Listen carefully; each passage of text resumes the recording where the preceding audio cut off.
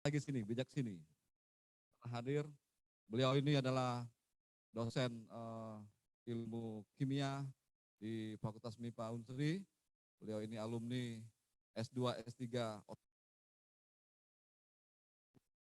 Ini Bapak berkenan memberikan ilmu Bapak, pengalaman Bapak selama di Osaka, Jepang, terkait pengelolaan daur ulang sampah dan membangun kultur yang harus dibeli oleh masyarakat, oleh pemerintah, oleh negara ini, agar kita senantiasa bisa merawat lingkungan kita di masa yang akan datang. Kami juga mengucapkan terima kasih kepada Bapak Wahyu Eka Pratama, barangkali hadir via Zoom ya. Oh hadir ya? Oh ya, depan. Depan Pak, ya depan. Pak Wahyu, Mas Wahyu yang sudah hadir mewakili Walhi. Walhi dan Mas Sopala adalah saudara mitra strategis dalam advokasi kebijakan dan isu-isu lingkungan yang ada di Sumatera Selatan, bahkan di Indonesia. Kami ucapkan terima kasih Pak Wahyu atas kehadirannya. Mohon nanti diberi pencerahan ilmu kepada kita semua, bagaimana mengadvokasi lingkungan agar menjadi suatu kebijakan publik yang bisa terus kita jaga dan kita rawat pada di masa yang akan datang.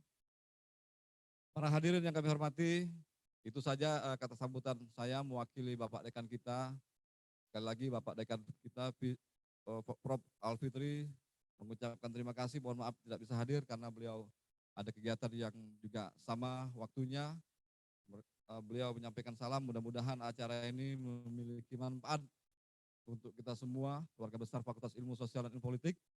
Mudah-mudahan acara ini memberi manfaat juga bagi seluruh komponen bangsa, baik itu masyarakat, pemerintah. Ya, mudah-mudahan acara talkshow kita ini memberikan rekomendasi yang konstruktif bagi kebijakan publik Indonesia, agar kita memang pro kepada clean environment dan juga kita bisa melakukan kultur membuang sampah, menjaga sampah ini agar tidak ke depan menjadi persoalan yang menyulitkan kita dalam berkehidupan berbangsa. Dan itu saja dari saya. Terima kasih atas waktunya, atas kehadiran para narasumber sekali lagi. Akhir terima kasih. Wallahul muwaffiq ila aqwamit thoriq. Wassalamualaikum warahmatullahi wabarakatuh.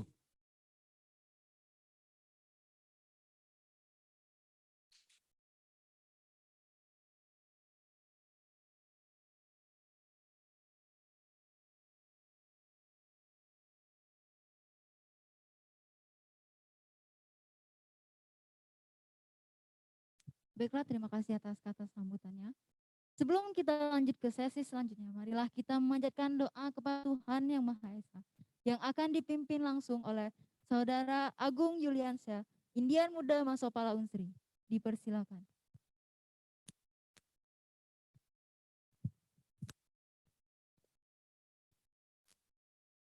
Assalamualaikum warahmatullahi wabarakatuh.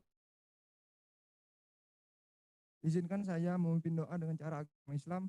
Bapak, Ibu, Saudara sekalian mohon berkenan untuk menyesuaikan sesuai dengan keyakinan masing-masing.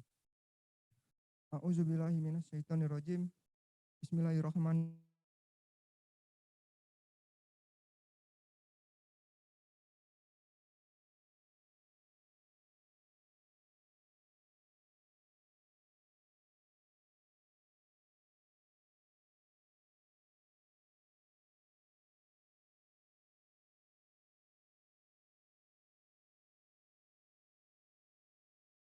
Tuhanlah acara kami. Berkahilah, penuhilah pertemuan ini dengan kebaikan dari awal hingga akhir nanti. Bukalah pikiran kami, lenturkanlah lidah kami, dan berikanlah kami kelancaran dalam kegiatan hari ini.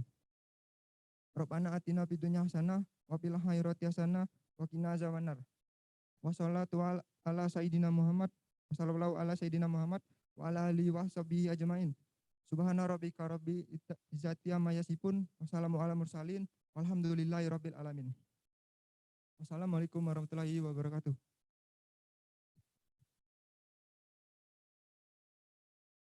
Terima kasih. Hadirin yang kami hormati, tibalah saatnya acara inti kita pada hari ini, yaitu talkshow lingkungan dan workshop daur ulang kertas. Kepada moderator Saudara Ananda Rizal Haji Ahmad, MSP 21229 Simpul Alam. Kami persilakan untuk memandu acara talk show kita pada hari ini. Beri tepuk tangan kepada moderator kita hari ini.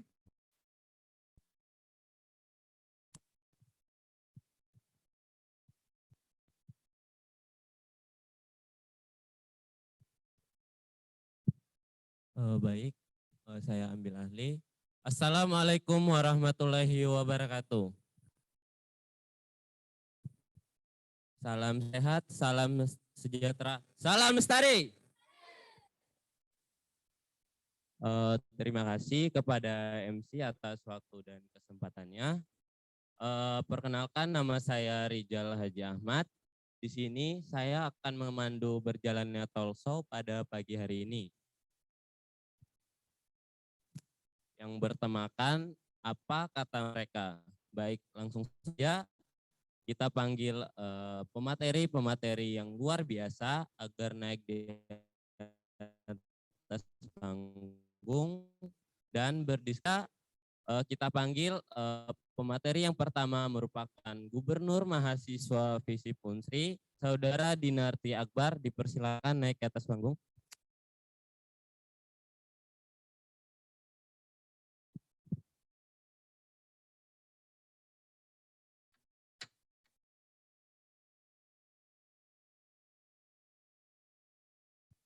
Pemateri yang kedua tak kalah luar biasa dari pemateri yang pertama, Bapak Dr. Engineering Bijak Riyandi Ahadito, SSI Master Engineering. Dipersilakan, Pak. Tangan dong, teman-teman.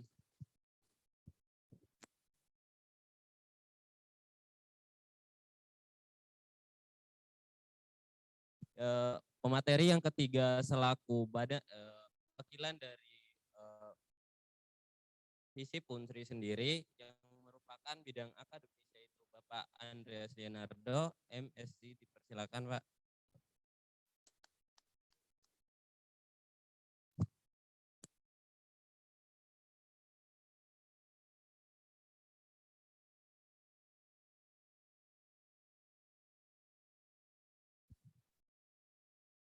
Narasumber yang selanjutnya ada dari Wahana Lingkungan Hidup Sumatera Selatan, Kak Wahyu Eka Pratama. Dipersilakan, Kak, untuk maju ke atas panggung.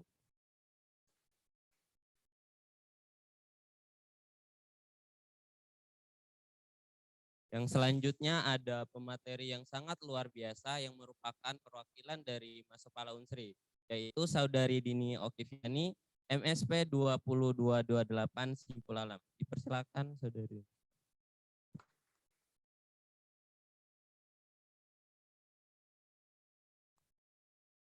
Dan pemateri yang luar biasa yang terakhir berasal dari Solidaritas Perempuan Palembang, Ibu Amelia. Dipersilakan, Bu.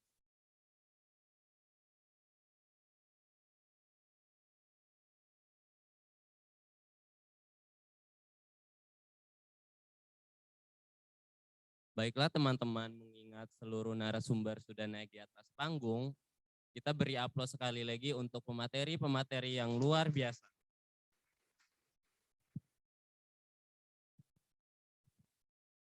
Di sini pemateri-pemateri yang sudah ada di atas panggung sendiri merupakan pemateri-pemateri yang hadir dari berbagai aspek, dan aspeknya sendiri ada yang dari akademis maupun non akademis. Mana di sini kita akan membahas mengenai isu-isu lingkungan dilihat dari sudut pandang mereka masing-masing. Kita mulai talk show pada pagi hari ini dengan apa kata mereka.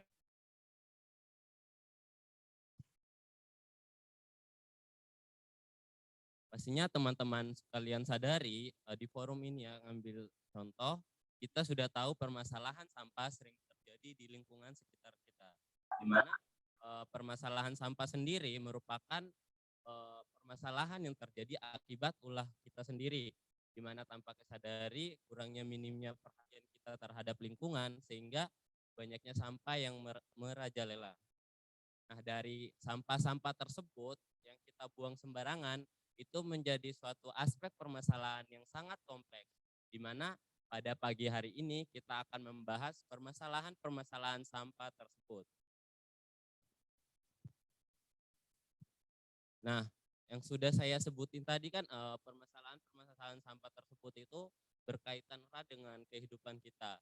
Baiklah, kita akan ngasih gambaran secara singkat mengenai permasalahan sampah tersebut. Kita juga udah mengundang pemateri-pemateri atau narasumber yang sangat luar biasa ini akan memaparkan satu persatu ya sesuai dengan sudut pandang mereka masing-masing. Yang pertama itu dari Kak Wahyu Eka Pratama selaku perwakilan dari Wahana Lingkungan Hidup Sumatera Selatan, di mana peran Walhi bagi masyarakat yaitu untuk mengadvokasi masyarakat mengenai permasalahan-permasalahan yang terjadi. Mungkin dari Kak Wahyu nih kan aku nyinggung kan mengenai permasalahan tadi. Mungkin bisa dijelasin secara singkat dulu nih, apa sih Walhi, apa sih peran Walhi sebenarnya?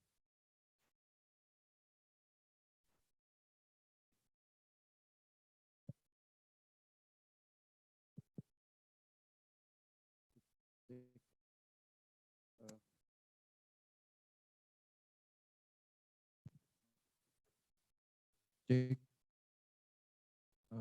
Baik. Assalamualaikum warahmatullahi wabarakatuh. Salam adilan lestari. Salam keadilan antar generasi. Baik, selamat pagi teman-teman semua. Perkenalkan, nama saya Wahyu Eka Pratama. Saya dari Wahana Lingkungan Hidup Indonesia atau Walhi Sumsel. Aku mau cerita sedikit tentang Walhi. Mungkin teman-teman ada yang baru dengar dan ada yang sudah kenal dengan Walhi itu sendiri. Walhi adalah Wahana Lingkungan Hidup Indonesia. Walhi adalah organisasi lingkungan hidup terbesar di Indonesia yang memiliki 487 organisasi non-pemerintah dan pencinta alam, dan ada 137 anggota individu yang tersebar di 28 provinsi di Indonesia. Nah, apa saja kerja-kerja Walhi? Walhi itu kerja-kerja itu sebagai riset, kajian, advokasi dan kampanye. Nah, tadi sudah nah mungkin aku pengen menjelaskan pengantar sebagai tadi sudah disinggung sama dari moderator terkait permasalahan lingkungan yang ada di Indonesia dan Sumatera Selatan ini sendiri. Nah, untuk terkait permasalahan sampah ini memang sedikit kompleks sebenarnya teman-teman. Sebenarnya sudah di khususnya di Kota Palembang saja itu untuk permasalahan sampah. Nah, itu menurut data dari Walhi sendiri, sampah yang dihasilkan di Kota Palembang itu 1.300 ton per hari. Nah, ini juga yang jadi permasalahan di Kota Palembang, isu-isu di perkotaan, isu-isu urban. Walhi sendiri mengadvokasi terkait permasalahan sampah yang ada di Kota Palembang, khususnya juga ada termasuk juga pembangunan PLTSA, pembangkit listrik tenaga sampah yang dampaknya itu bisa mengganggu kesehatan masyarakat itu sendiri. Nah, mungkin itu pengantar terkait permasalahan sampah di Kota Palembang. Nah, lebih detail mungkin ini pengantar aja kan? Iya, iya. Jadi teman-teman ini sudah dengarkan mengenai gambaran secara umum ya mengenai Walhi ini. Jadi istilahnya Walhi ini bukan hanya bergerak di dalamnya saja kayak gitu, tapi Walhi ini juga sangat menyebar luas ya, tak hanya di Sumatera Selatan, tetapi untuk saat ini kita bahas di ruang lingkup Sumatera Selatan aja nih, karena permasalahan yang ada di Provinsi Sumatera Selatan ini belum terjangkau kayak gitu mengenai permasalahan lingkungan yang ada. Mungkin di situ tidak hanya peran Walhi ya, tetapi banyak organisasi atau lembaga swadaya masyarakat yang berperan penting dalam hal itu kayak gitu teman-teman. Mungkin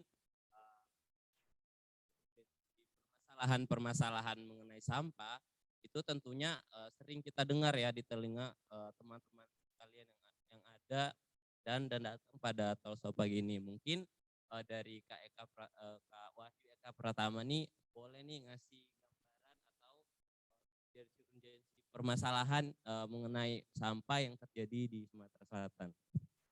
Baik, terima kasih moderator. Nah, berbicara sampah sebenarnya berbicara juga tentang climate change atau perubahan iklim sebenarnya. Nah, kalau menurut data dari kita sendiri itu, kalau melihat perubahan iklim itu ada 5 sebenarnya penyumbang emisi karbon di dunia ini. Yang pertama itu dari energi fosil, terus dari deforestasi hutan, ketiga itu dari ada juga dari sampah, kemudian dari industri-industri pabrik yang ada di perkotaan, dan terus yang terakhir itu ada peternakan. Itu lima penyumbang emisi karbon di dunia ini. Yang pertama tadi di apa energi fosil itu. Nah, membahas misalnya permasalahan sampah, ini sebenarnya tentakelnya kemana-mana nih. Kalau khususnya sampah plastik. Nah, yang dikatakan sampah itu kan sebenarnya residu. Sampah tuh yang dikatakan sampah itu residu, yang sampah yang memang nggak bisa dimanfaatkan lagi itu. Nah, itu yang sebenarnya yang jadi apa penjelasan dari sampah itu sendiri. Nah, kan sampah ini sebenarnya dibagi jadi 2 tuh, ada sampah organik dan non organik. Nah, yang jadi permasalahan kan di perkotaan itu kan 100% sampah yang lari TPA itu 100% itu kecampur dianya. Nah, harusnya kan dalam sistem itu kan ada, menurut aku harus ada 3 komponen dari masyarakat selaku konsumen sampah itu, terus ada pemerintah selaku pembuat kebijakan, dan korporasi selaku pembuat sampah itu sendiri. Nah, menurut aku 3 komponen ini harus duduk bersama, terus diskusi next solusinya apa sebenarnya. Nah, itu mungkin. Intinya yang penting itu kesadaran Kak ya, untuk setiap yang buang sampah sembarangan itu ya, mengenai lingkungan kayak gitu. Mungkin Kak Wahyu nih bisa ngasih salah satu contoh nih ya, permasalahan yang sering kerap terjadi di ruang lingkup yang kecil lagi gitu, biar teman-teman juga pada nangkep kayak gitu lah. Apa ya, mungkin dari segi ya dari individunya, mungkin dari gaya hidup green lifestyle. Nah, sebenarnya banyak juga pertanyaan-pertanyaan dari apa teman-teman juga sih sebenarnya, dari teman tongkrongan juga nanya terus kan, tuh kok mahal ya barang-barang eco friendly kan. Sebenarnya bukan barang-barang eco friendly itu yang mahal, sebenarnya barang-barang yang nggak ramah lingkungan itu yang terlalu murah, karena ada cost yang dikorbankan antara lingkungan atau masa depan kita yang dikorbankan. Oke, baik, terima kasih. Terima kasih Kak Wahyu ya. Oke, nah teman-teman tahu, nah di dalam permasalahan lingkungan situ pastinya kita sebagai masyarakat itu punya peran masing-masing. Salah satunya yaitu dari peran perempuan itu sendiri, di mana perempuan ini juga sangat berperan penting terhadap membahas mengenai isu lingkungan tadi yang sudah Kak Wahyu tadi. Nah, di Talkshow kali ini kita mengundang narasumber yang sangat-sangat menarik, yang merupakan langsung perwakilan dari Solidaritas Perempuan Palembang, yaitu Bu Emilia. Bu Emilia ini Anda terhadap di lingkungan itu seperti apa sih, dan terus mengenai di dalamnya tuh contohnya seperti apa kayak gitu Bu. Terima kasih moderator. Assalamualaikum warahmatullahi wabarakatuh. Salam lestari. Salam solidaritas. Menarik ya. Pertama-tama saya mengucapkan terima kasih banyak kepada Mas Sofala yang memang kegiatan ini menurut saya wow ya. Dan saya sangat berterima kasih, dan saya merinding masuk tadi. Merinding karena apa ya, ini sesuatu yang luar biasa yang memang anak-anak muda itu peduli lingkungan. Karena kita sebagai perempuan sendiri sebenarnya itu sebagai apa ya, kalau menurut saya itu dampak lingkungan itu bukan hanya sampah sebenarnya. Karena kita melihat sebagai perempuan, di mana tadi yang dijelaskan moderator bahwa dan juga Wahyu, bahwa sampah itu di mana-mana persoalannya itu banyak sekali. baik di sampah plastik, organik dan non organik. Tapi kita selaku solidaritas perempuan melihat bahwa perusak lingkungan itu bukan hanya misalnya sampah plastik yang memang itu sampah dapur. Tapi solidaritas perempuan sendiri melihatnya bahwa dampak lingkungan yang disebabkan oleh sampah itu sendiri lebih ke bagaimana ya, kesehatan perempuan, produksi perempuan. Jadi bagaimana pentingnya, jadi saya melihat bahwa di sini ada toksol daur ulang plastik. Jadi hal itu sebenarnya persoalan utama bagi perempuan.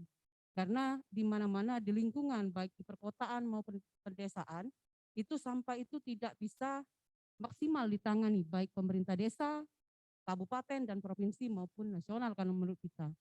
Karena lagi-lagi ketika pengalaman kita solidaritas perempuan di desa, sampah itu tidak pernah ada solusi yang konkret ya. Sampah ini harus dikemanakan. Dan solidaritas perempuan sendiri menyoroti bahwa ketika sampah itu tidak bisa diatasi, itu juga akan menjadi persoalan utama. Yang saya bilang tadi bahwa kesehatan perempuan itu akan terancam kayak gitu, baik secara produksi ataupun sebagainya. Dan jadi kalau menurut saya ini hal yang penting yang perlu kita bahas sama-sama. Kalau kita tidak memulai, mungkin tidak ada yang memulai kayak gitu. Dimulai dari kita sendiri dulu, baru keluarga, dan kemudian masyarakat kita ajak gitu, bagaimana cara kita mengatasi sampah. Mungkin itu moderator. Jadi intinya tuh misalnya kita tidak memulai, gimana kalau orang lain yang memulai lebih dulu kayak gitu ya. Berarti intinya di sini teman-teman harus sadar bahwa lingkungan itu sangat penting kita butuhkan di kehidupan kita sehari-hari. Nah, terus itu yang sudah Ibu jelasin tadi mengenai permasalahannya. Terus itu peran perempuan di situ sudah dijelasin juga. Tetapi apa sih yang sudah dilakukan dari solidaritas perempuan sendiri mengenai permasalahan-permasalahan? Gitu. Misalnya ada suatu konflik, terus dari solidaritas perempuan Palembang turun untuk membantu merealisasikan itu, misalnya membantu untuk menyelesaikan permasalahan itu. Apakah ada kayak gitu? Bisa langsung berbagi nih dengan teman-teman yang ada di sini. Oke, terima kasih. Sebenarnya kalau untuk pengalaman solidaritas perempuan Palembang sendiri, bahwa jadi isu kita itu ada di perempuan, keadilan agraria, dan kedaulatan pangan. Itu tidak lepas sebenarnya dari perusak lingkungan. Kalau menurut kita sebenarnya, saya mencontohkan bahwa ada konflik di Ogan Ilir yang terjadi antara masyarakat dengan PTPN 7 Cinta Manis. Tapi itu bisa kita lihat mungkin wahana lingkungan hidup, masuk kala dan sebagainya, itu melihat bahwa ketika perusahaan datang menggusur lahan masyarakat, itu juga terjadi dampak lingkungan. Apalagi ketika mereka panen, itu menyebarkan abu-abu yang memang ke rumah penduduk. Jadi itu juga yang menyebabkan bahwa kesehatan perempuan khususnya, dan juga masyarakat, anak-anak, itu juga menjadi persoalan penting kalau menurut kita. Jadi kalau terkait dampak lingkungan, terkait lingkungan yang umumnya, bahwa itu bukan hanya persoalan satu atau dua orang sebenarnya. Karena pengalaman kita bahwa ketika perempuan tidak mempunyai lahan dan kemudian lingkungannya dirusak, mereka tidak akan mendapatkan lingkungan yang sehat, kemudian hidup yang layak, dan juga dan sebagainya, karena perempuan itu dengan lingkungan itu sangat erat kalau menurut saya. Karena perempuan itu selalu bisa menjaga lingkungan mereka untuk menjadi tetap sehat. Kita contohkan misalnya di dalam rumah tangga. Mengapa perempuan itu selalu sempat tidak sempat dia akan menyempatkan untuk bersih-bersih rumah dan kemudian untuk membersihkan sampah dan lain-lain, karena mereka menganggap kalau sampah itu tidak bisa diatasin, mereka akan tidak bisa hidup sehat, tidak bisa hidup bersih. Karena pengalaman SP Palembang sendiri, perempuan itu ketika mereka kehilangan lingkungan hidup yang dianggap mereka bahwa itu lestari, misalnya mereka masih mempunyai hutan, mereka masih mempunyai kebun, mereka tidak akan mendapatkan, kalau dulu perempuan itu bisa mengakses obat-obatan organik ya itu, obat-obatan yang memang didapat dari lingkungan. Tapi pengalaman kita ketika bekerja sama dengan perempuan akar rumput, mereka akan kehilangan akses itu. Jadi itu salah satu bahwa lingkungan itu sangat dekat sekali dengan perempuan. Karena menurut perempuan, ketika lingkungan mereka dirusak, mereka juga akan dirusak. Jadi bukan simbol ya, tapi sebenarnya, tapi mereka merasa bahwa lingkungan, bumi itu salah satu dari bagian mereka. Jadi mereka menganggap bahwa ketika mereka mau mendapatkan hidup bersih dan sehat, itu mereka akan menjaga lingkungan. Jadi itu yang pengalaman kita ketika kita bekerja sama dengan perempuan di pedesaan, mereka akan merasa bahwa oh kita perlu loh menjaga lingkungan kita tetap sehat atau tetap bersih, karena ketika mereka tidak bisa mendapatkan tempat tinggal yang layak, kemudian lingkungan yang bersih, mereka akan tidak bisa tidak bisa melahirkan generasi-generasi penerus yang kita lihat seperti sekarang ini kayak gitu. Nah, jadi itu menjadi persoalan utama sebenarnya, menjadi persoalan utama bagi kita semua. Karena lagi-lagi bahwa perempuan itu tidak lepas dari bumi dan lingkungan. Baik, terima kasih. Tepuk tangan sekali lagi untuk kedua pemateri kita. Sangat luar biasa sekali teman-temannya. Dari hal kecil sampai hal besar nih. Nah, mengenai itu saya juga mau nanya satu persatu nih dari Kak Wahyu sama Bu Emilia. Pandangan Kak Wahyu sama Bu Emilia terhadap Masopalairos ini seperti apa sih? Karena saya jelasin secara singkat, nah Masopalairos ini tujuan dari kegiatan ini yaitu merubah lingkungan kita menjadi bersih dan hijau. Jadi mungkin langsung saja ya ngasih pandangan Masopalairos seperti apa. Silakan. Baik, moderator. Bahwa tadi saya bilang bahwa ketika saya masuk sini saya merinding. Merinding kayak gimana ya? Bahwa ada masih anak muda yang itu peduli dengan lingkungan, yang mereka berpikir bahwa ketika sampah itu tidak bisa diatasi, mereka tidak akan melahirkan generasi-generasi penerus yang sehat, kemudian yang pintar dan sebagainya. Jadi saya sangat mengapresiasi dengan Masopala ini ya. Karena menurut saya ketika anak-anak muda itu bisa membawa perubahan terkait lingkungan yang sehat, itu sangat berdampak luar biasa kalau menurut saya. Karena apa? Karena sekarang ini tidak banyak itu yang peduli sampah. Mereka hanya bisa membuang sampah itu sembarangan, tapi mereka tidak tahu dampak yang dari mereka lakukan itu akan banyak sekali dampaknya terhadap perempuan dan anak dan juga masyarakat yang lain. Jadi ke depan saya itu sangat berharap bahwa masalah ini tidak akan mati. Mereka akan hidup selama-lamanya. Mereka akan memperjuangkan yang mereka perjuangkan tentang lingkungan yang sehat dan sebagainya, apa sih yang jadi kerja-kerja dari Masopala sendiri. Pokoknya saya salut deh Masopala. Oke, beri aplaus teman-teman. Nah, dari Ibu Emil kan sudah nih, saya juga meminta kacamata dari Kak Wahyu selaku perwakilan dari Wali Sumsel. Ya, makasih moderator. Kalau tadi dari UMI bilangnya merinding, kalau saya tuh bilangnya tuh hal yang aneh menurutku, karena masih ada orang-orang yang peduli terhadap lingkungan, termasuk Masopala sendiri. Aku sendiri sudah mengenal Masop juga cukup lama juga ya.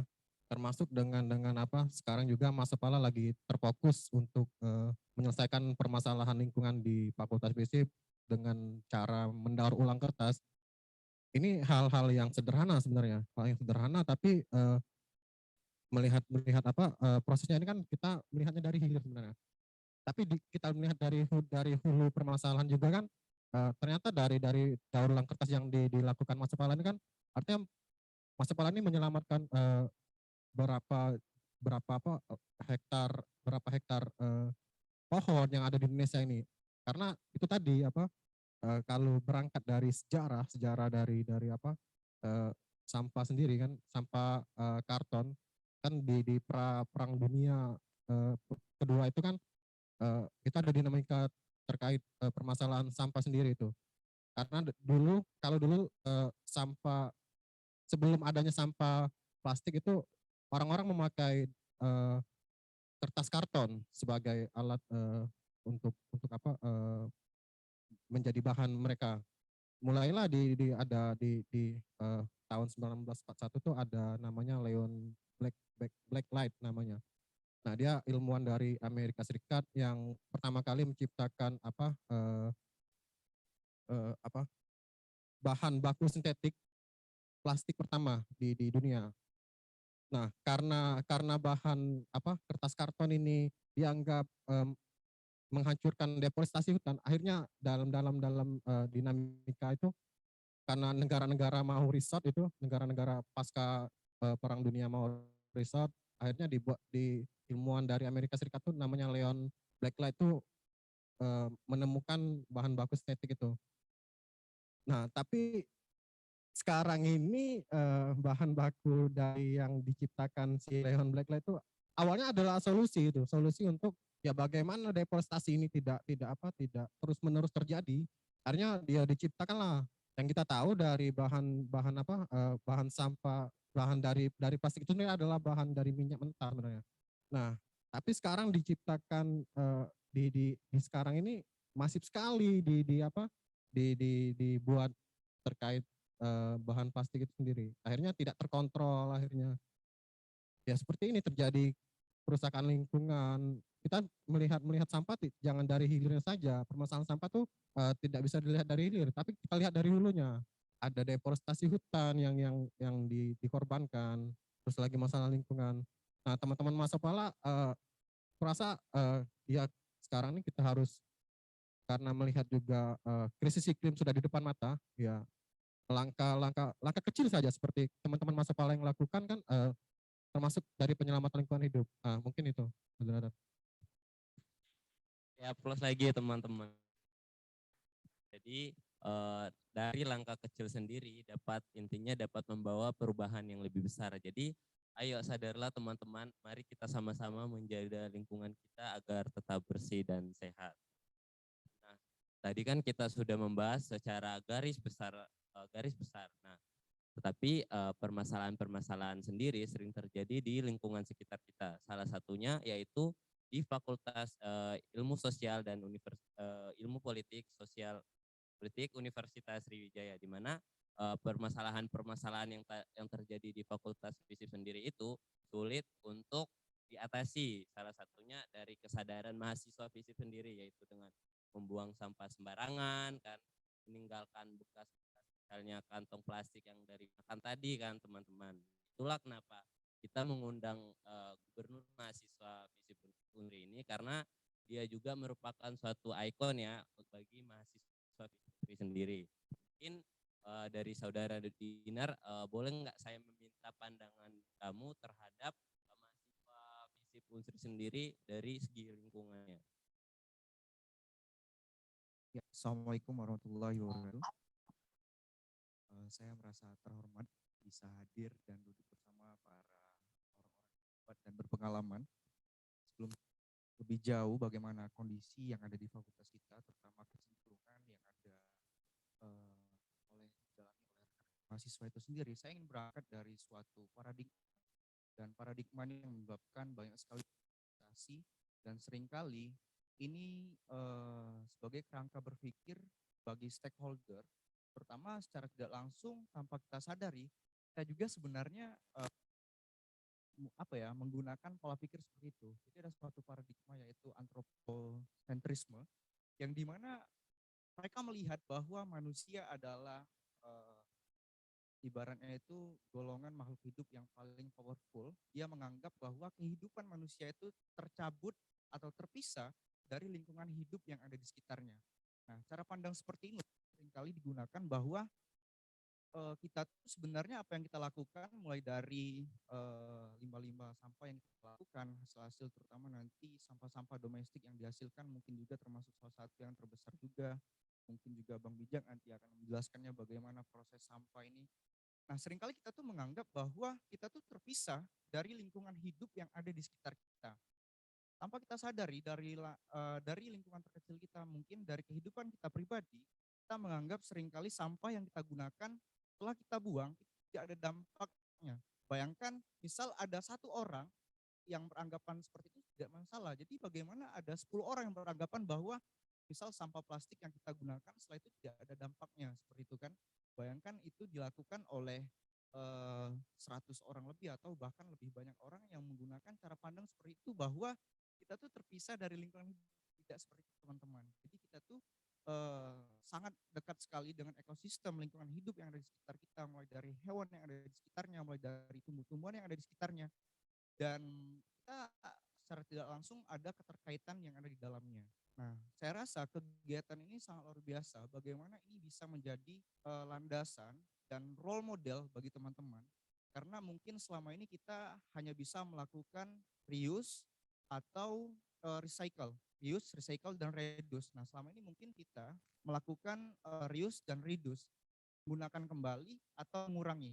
Tapi teman-teman Masopala sudah memberikan role model bagaimana apa yang kita lakukan atau limbah-limbah seperti kertas itu dapat dialihfungsikan menjadi kertas baru atau menjadi furnitur-furnitur yang dapat digunakan dengan menggunakan limbah-limbah plastik.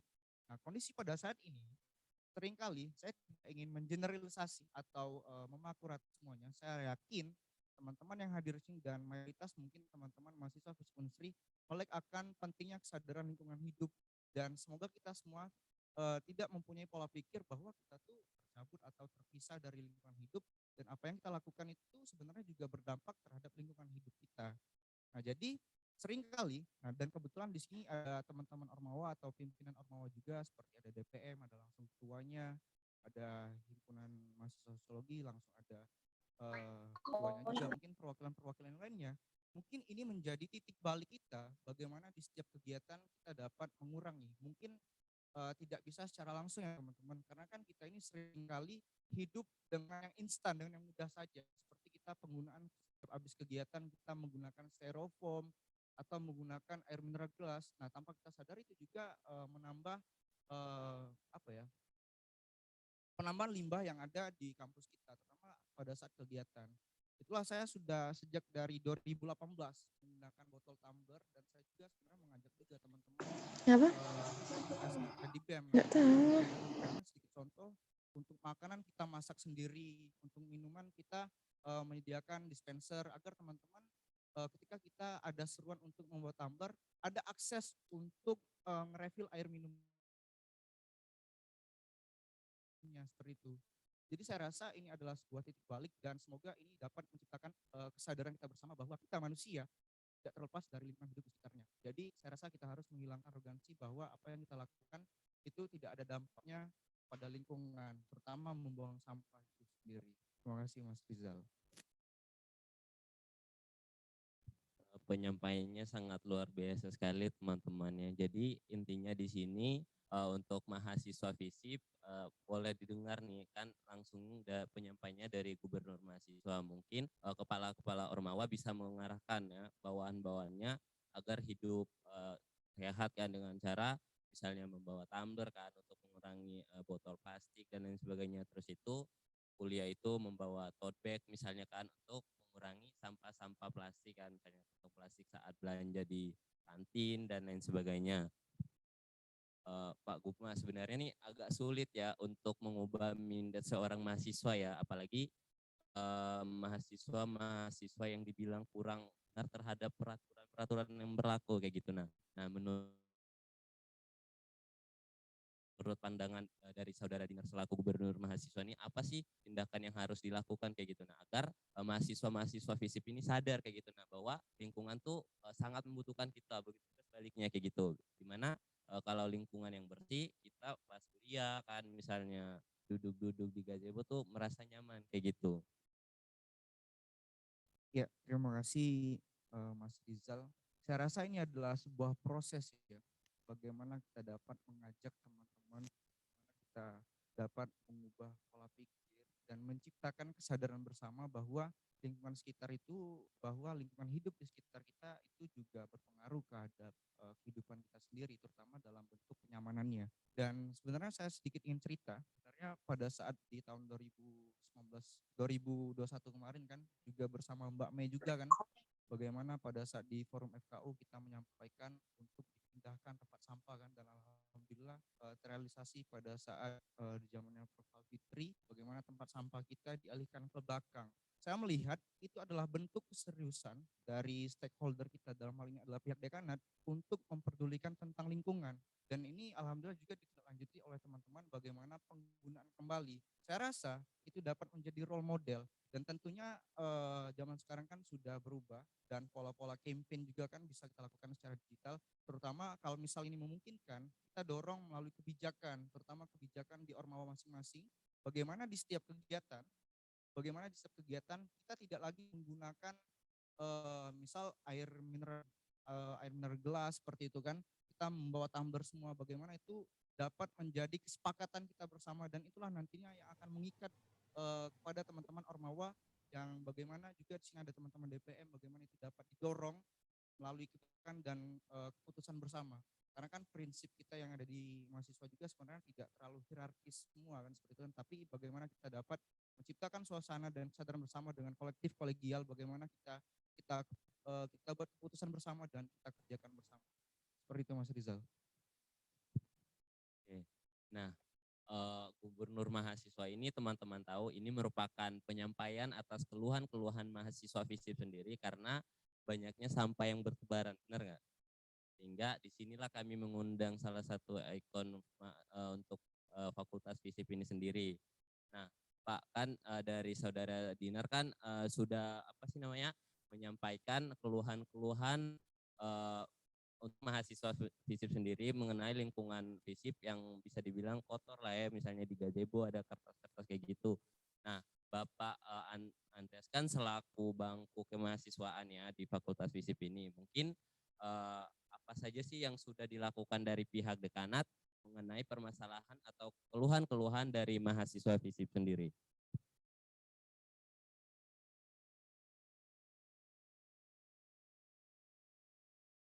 Sangat luar biasa diskusi kita, semakin lama semakin hangat ini. Masyarakat sampah memang berbicara sampah itu menjadi tidak hanya masalah kita individu, hanya masalah perempuan, bagaimana disampaikan ya tadi, juga menjadi masalah institusi yang lebih luas lagi, baik fakultas, universitas, ya bahkan local government, ya, masuk Sumatera Provinsi, ya, pemerintah selatan, kemudian juga berbicara lebih tinggi lagi menjadi tanggung jawab negara, pemerintah Republik Indonesia untuk mengatasi sampah ini. Karena sampah ini nanti Pak Dr. Bijak akan menjelaskan ya, bisa sangat luas perspektifnya, bisa global, ya, bisa lokal, bisa intergovernment, ya, bisa menyentuh masalah gendernya, ya. Ini menjadi persoalan kita karena kita juga semua tahu ada juga yang kelompok-kelompok korporasi ingin sampah ini terus dibiarkan menjadi bisnis, ya, impor, ekspor, itu menjadi kata kunci yang bisa kita perbincangkan pada siang hari ini. Ya. Oleh karena itu, para hadirin webinar talkshow pada siang hari ini, ya, Fakultas Ilmu Sosial dan Politik ini, mengapa menjadi penting bagi kami fakultas, ya, karena memang itu tadi, ya, kita punya jurusan hubungan internasional, ya, berbicara sampah juga bisa dikaji dari perspektif international government, ya, antar negara, ya. Kita punya jurusan sosiologi, ya, bagaimana sampah ini menjadi momok yang menakutkan bagi masyarakat, ya, pemandangan yang tidak enak, ya. Coba bisa adik-adik lihat di berbagai wilayah, ya, misalnya di Paju Irigasi, ya, misalnya di kebun bunga, ya, bagaimana kotak-kotak sampah itu tidak seperti di Osaka, Jepang. Nanti Pak Dr. Wijek akan menjelaskan, menggambarkan bagaimana kondisi di Jepang, ya. Kalau kita sampah dibuang di pinggir jalan, ya, dibuat kalimat sumpah juga, awas buang sampah di sini, dikutuk Tuhan, ya, ya. Bahkan kalimat-kalimat kotor Pak Dr. Wijek, ya, siapa buang sampah sini makan tahun misalnya kan, banyak itu, ya, kalimat-kalimat seperti itu. Nah, ini dari ilmu sosiologinya menjadi resah kehidupan berinteraksi antar individu, antar masyarakat, antar RT, ya.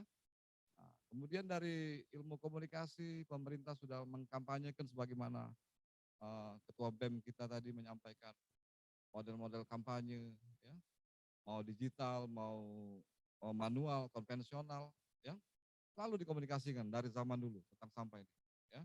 Ayo jangan buang sampah, ya. Terus propaganda juga sudah dibuat, ya, bahwa sampah itu akan merusak lingkungan tidak hanya setahun, 2 tahun, bahkan 1000 tahun. Ya. Nah, dari sisi ilmu administrasi publik, karena kita punya jurusan administrasi publik, juga sudah dibuat regulasi. Tadi sahabat saya dari Walhi menjelaskan bahwa ada regulasi, kalau nggak salah 18 2008. Nah, ayo. Undang-Undang 18 tahun 2008 dari perspektif ilmu administrasi publik ya sudah dibuat sejak tahun 2008. Ya, pengaturan tentang sampah ini. Tapi masih tak kunjung selesai. Masih seperti saat ini fenomena-fenomena yang terjadi ya. Kebijakan publik dalam perspektif ilmu administrasi publik sudah dibuat ya, sejak tahun 2008, bahkan peraturan daerahnya ya sudah dibuat model bank sampah ya di pemerintahan daerah, misalnya di Pramuli, saya pernah riset juga itu di pemerintahan daerah Pramuli ya, bagaimana bank sampah itu dibuat sedemikian rupa ya untuk menjamin kita tidak lagi membuang sampah, tapi masih benar lah ini Pak Dr. Bijak ini narsum terakhir menjelaskan masalah ini ya. Karena kita harus belajar dari Osaka, dari Jepang ya. Bagaimana melihat sampah ini sebagai masalah yang penting yang ada di depan mata kita saat ini. Ya, dari sisi sosial ya saya jelaskan tadi. Dari sisi politik, karena kita fakultas sosial dan politik, political will pemerintah sudah ada, ya, regulasi sudah ada. Undang-Undang 18 tahun 2008 sudah ada. Peraturan daerah silakan kita cek di Pramuli, di Ogan Ilir mungkin sudah ada juga ya. Nah, tapi kenapa masih berpolemik? Kenapa masih seksi untuk dibahas? Ya, mengapa kita belum menjadikan ini sebuah dari perspektif sosiologisnya itu sebuah tradisi hidup baru, ya, kultural life yang harus kita jamin di depan ya di masa yang akan datang menjadi sebuah kebiasaan agar tidak ada lagi persoalan ya. Terus dari sisi ilmu ekonomi misalnya kita juga bisa lihat bagaimana kepentingan korporasi ya baik lokal, nasional, internasional ya disampaikan oleh kawan sahabat kita dari Walhi tadi, dari hulu sampai hilirnya ya penebangan pohon ya itu juga terjadi sehingga apa namanya lingkungan kita hancur ya. Sementara ke depan kita akan berhadapan dengan climate change ya perubahan iklim yang saat ini sudah kita rasakan ini panasnya nih ngapun aslinya udah hidup mana nih ya. Ya apa sudah mulai global warming ini di ruangan ini ya. Nah, ini apa namanya saya pikir jadi problem ya seperti di ruangan ini sudah ada 6 AC nih. Ini sudah dingin ini ya. Tapi kok masih panas? Itu artinya apa? Mungkin barangkali dari sisi ilmu pengetahuan sains yang murninya nanti dokter Bijak akan menjelaskan apakah sudah kita masuk dalam wilayah itu. Ya, sudah masuk dalam dampak yang paling maksimal ya.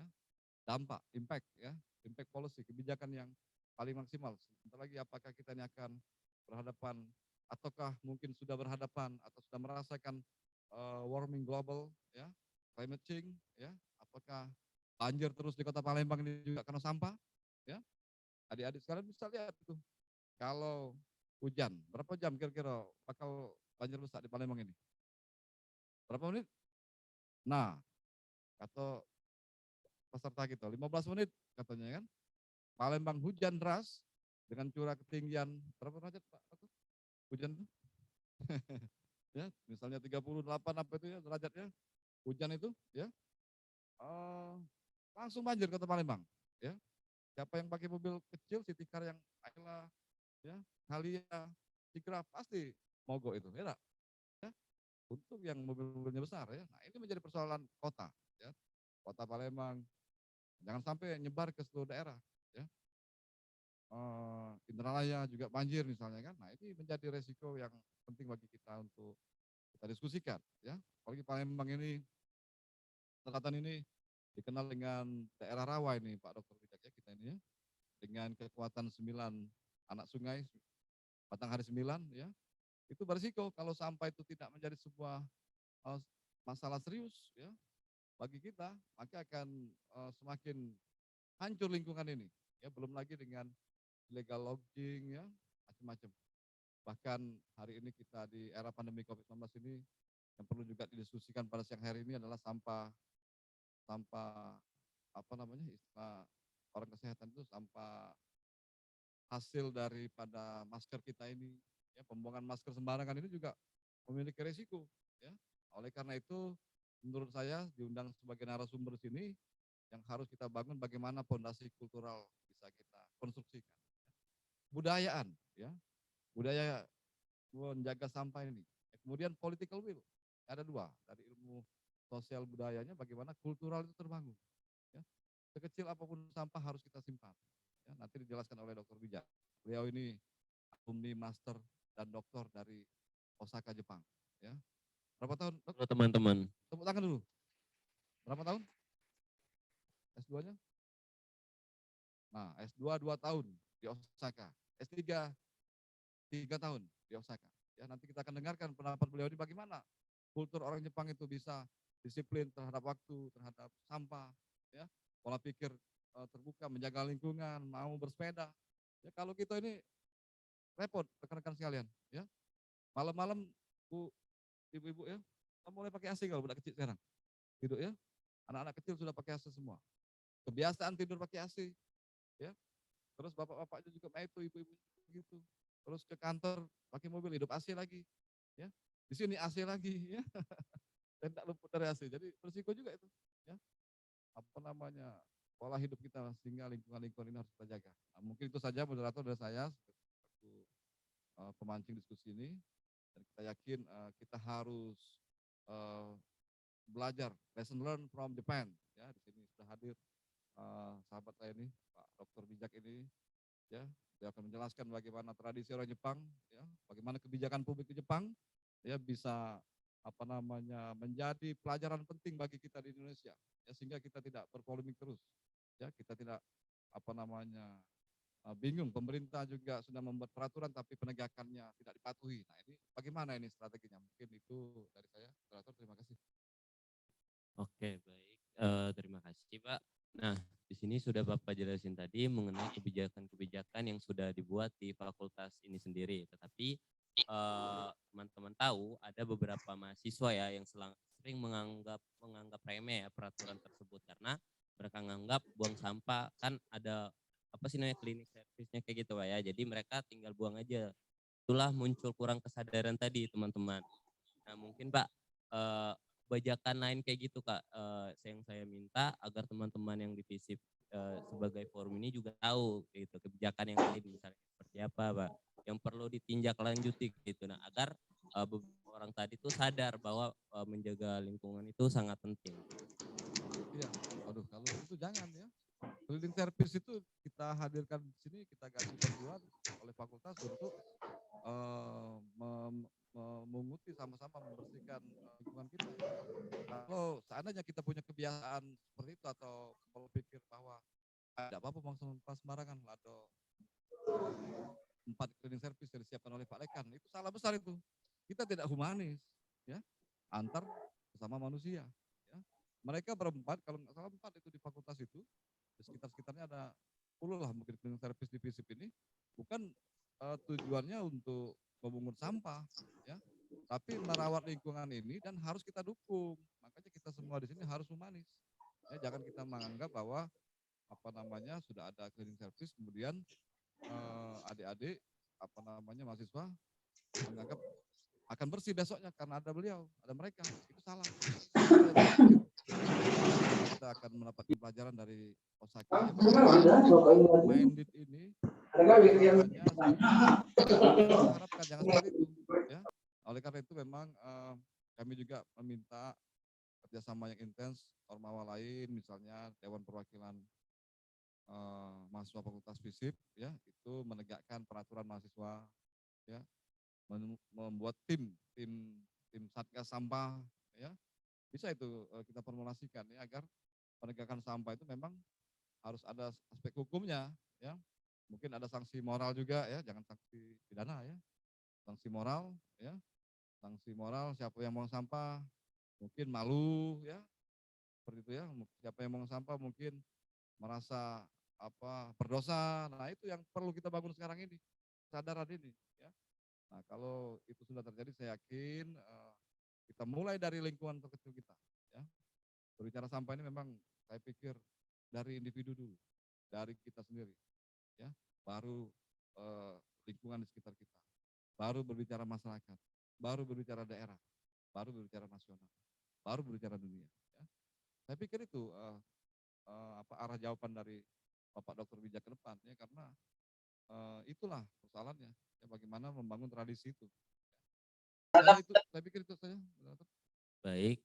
Nah, oke teman-teman, karena kita sudah mendengar dari awal ya, dari pembahasan mengenai isu lingkungan kan, permasalahan-permasalahan yang terjadi bukan hanya di Palembang, di Fakultas Fisik juga, pasti tentunya kita butuh solusi-solusi ya teman-teman ya untuk mendaur ulang sampah-sampah tadi, misalnya mengubah menjadi suatu produk atau sebagainya. Nah, narasumber kita kali ini akan membahas mengenai hal itu karena narasumber kita ini sangat-sangat luar biasa sekali.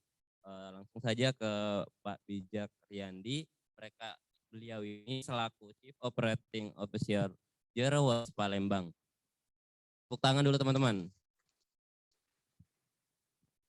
Terima kasih atas kesempatannya. Assalamualaikum warahmatullahi wabarakatuh. Jadi nama saya Bijak dari Zero Waste Palembang.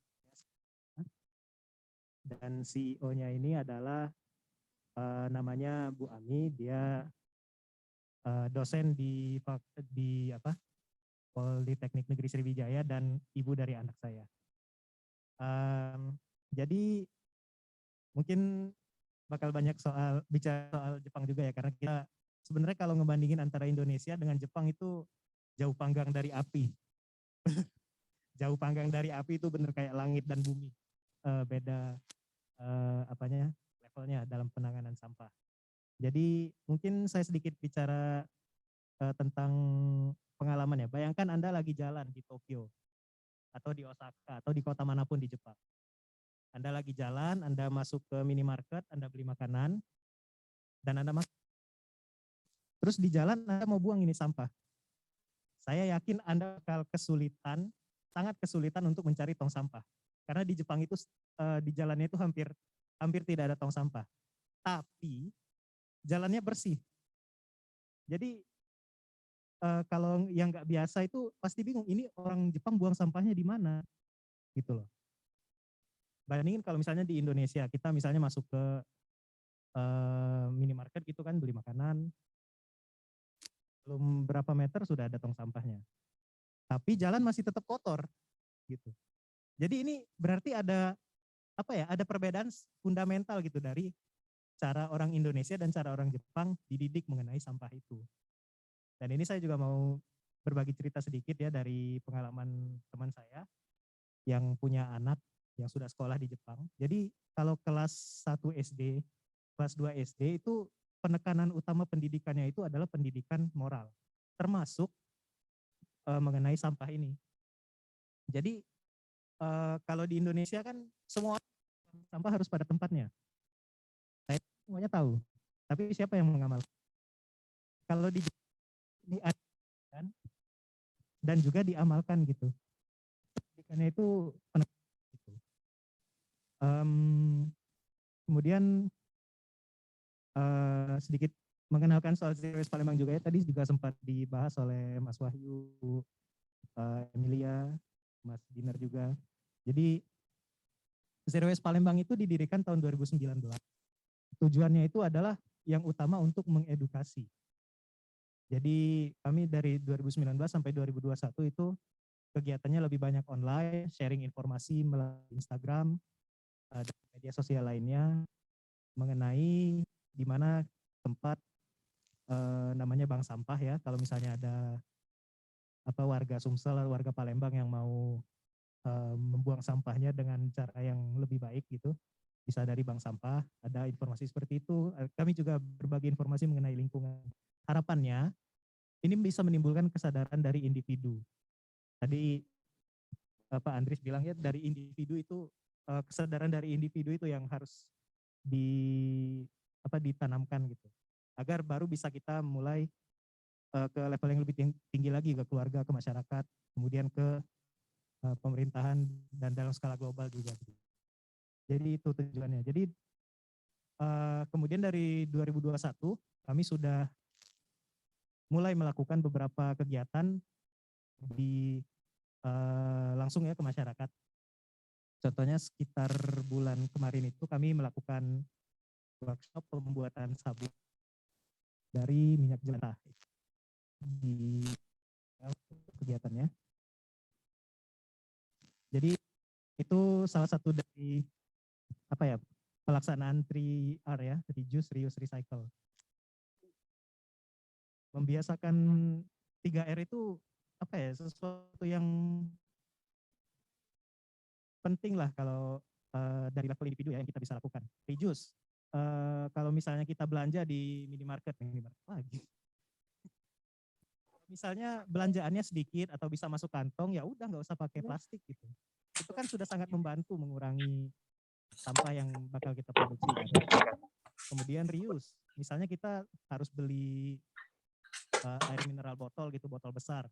Terus kalau sudah habis, ini sebenarnya bisa digunakan gitu. Kalau saya sendiri, botol air mineral itu saya gunakan lagi tabungan, pakai celengan. Buat apa beli celengan mahal-mahal kalau misalnya ada botol yang bisa menampung yang sama kan? Sama aja.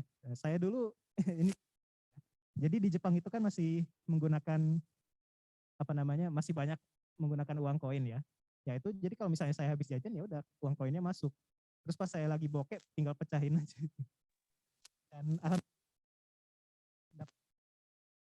harusnya sekitar 7 juta rupiah dari tabungan botol plastik itu. Itu reduce udah, reuse udah. Nah, yang terakhir ini recycle. Kalau recycle itu tantangan terbesarnya itu adalah cost dari biaya. Jadi kalau misalnya teman-teman di sini mau melakukan recycle itu harus siap apa ya? Kasarnya siap rugi, boleh dibilang. Karena apa? Karena emang yang Mas Wahyu bilang ya, secara umum barang-barang yang recycled itu harganya lebih tinggi dibanding barang-barang yang gitu, yang tidak ramah lingkungan itu, karena mereka apa ya, barang-barang yang tidak recycle itu terlalu murah dan terlalu mudah diaksesnya gitu. Jadi itu tantangan terbesar misalnya mau recycle. Nah, apalagi ya? Ini kan ada soal recycle kertas juga ya. Jadi mungkin kalau misalnya kita mau tahu jenis sampah apa aja yang bisa di recycle, itu sebenarnya ada faktor dari apa ya, lembaga mana aja dan apa aja yang mereka terima gitu. Kayak contoh bank sampah kan ada bank sampah yang menerima plastik, menerima apa namanya, ada juga yang gitu. Kalau dari Zero Waste sendiri kami menerima, saya rasa di sini banyak digoreng atau ya apa namanya, diolah menggunakan minyak goreng, pasti banyak minyak jelantahnya. Kalau misalnya mau disumbangkan Zero Waste Palembang boleh. Berarti hampir segala produk diterima ya, kayak hasil-hasil sisa-sisa makanan kayak gitu ya. Biasanya diolah menjadi apa tuh Pak dari sisa-sisa makanan itu? Kalau dari Zero Waste Palembang sendiri ya, kami menerimanya minyak jelantah. Fokusnya sekarang masih minyak jelantah. Tapi kalau yang lain mungkin ada dari apa namanya, dari bank sampah lain, bank sampah di Palembang. Salah satu yang sering kami share informasinya itu bank sampah Sakura namanya, di daerah Alang Kelapa.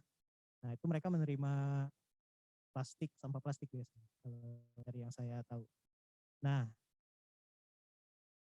ini cerita lagi nih soal Jepang nih. Jadi tadi ditanya soal sampah makanan ya diubah jadi apa.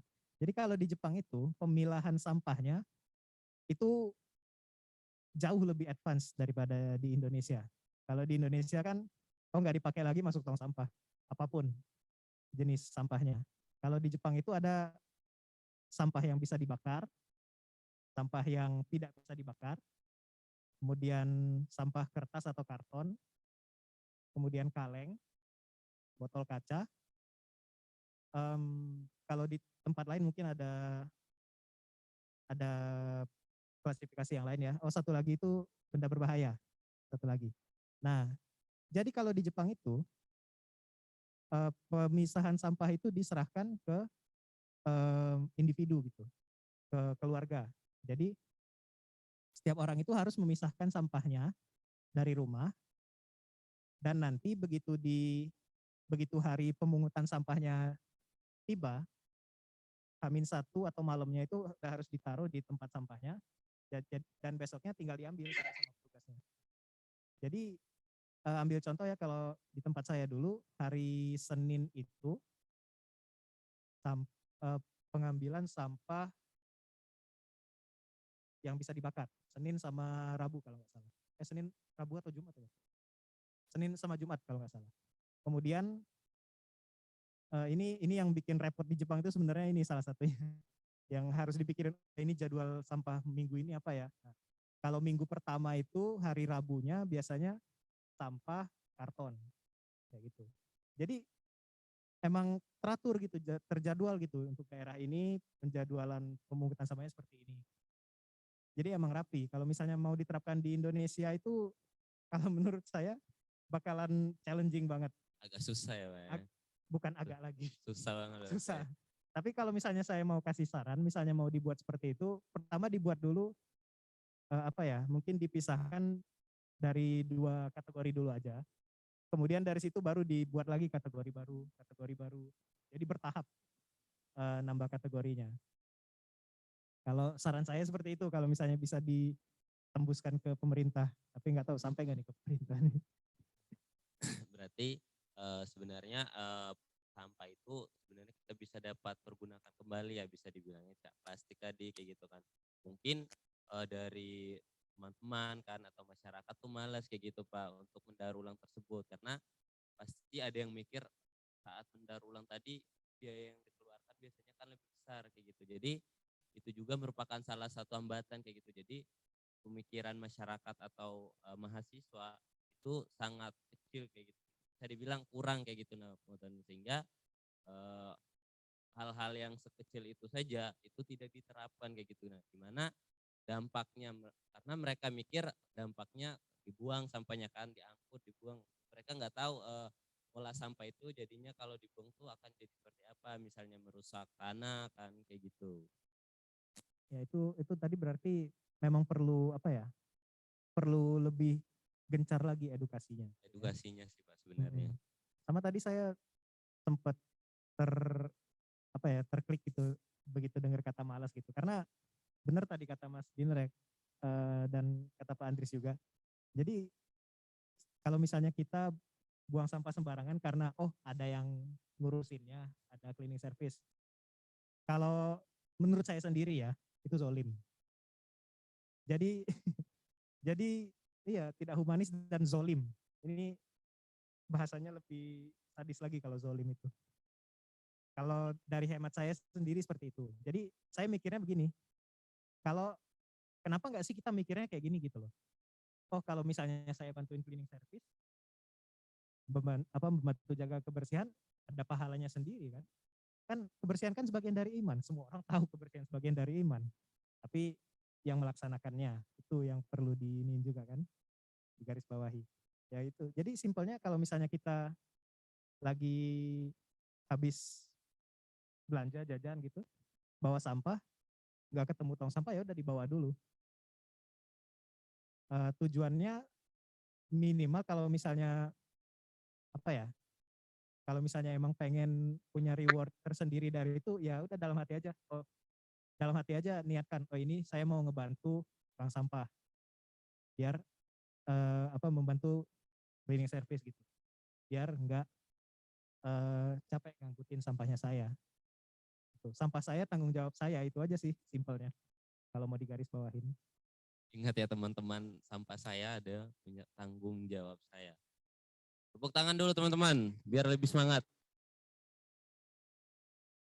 Nah Pak, penyampaian Bapak tadi kan sangat luar biasa mengenai pengolahan sampah. Nah Pak, di Masopala Unsur sendiri kami juga sudah melakukan tahapan-tahapan pengolahan sampah tadi, misalnya daur ulang plastik, terus itu daur ulang kertas dan lain sebagainya. Gimana sih menurut pandangan Bapak terhadap Masopala Unsur sendiri? Saya sangat mengapresiasi gitu kalau misalnya ada organisasi yang sudah melakukan lebih dari apa yang dilakukan oleh masyarakat pada umumnya. Jadi kalau misalnya dari Mas Opala sudah melakukan recycle, saya sangat mengapresiasi sekali. Kalau sudah memisahkan sampahnya, itu sudah satu step lebih baik daripada masyarakat pada umumnya gitu. Dan saya sangat mengapresiasi. Ya, pos lagi teman-teman. Nah, kita kan sudah bahas panjang lebar dari awal permasalahan, terus solusi yang dikasih, terus dari cara pengolahannya dan sebagainya. Nah, teman-teman ketahui di dalam Masopala Heroes itu sendiri, itu sebenarnya sudah dirangkum ya secara garis besar ya bisa dibilang. Jadi, pemateri yang selanjutnya ini mungkin dari saudari Dini Oktiviani, di mana dia akan menjelaskan secara gambaran umum mengenai Masopala Heroes lagi, biar teman-teman juga tahu kayak gitu. Ternyata di dalam Masopala Heroes ini menggambarkan pokok-pokok pembahasan yang kita sudah bahas tadi, tetapi dirangkum di dalam ruang lingkup yang lebih kecil. Mungkin dari saudari Dini Oktiviani.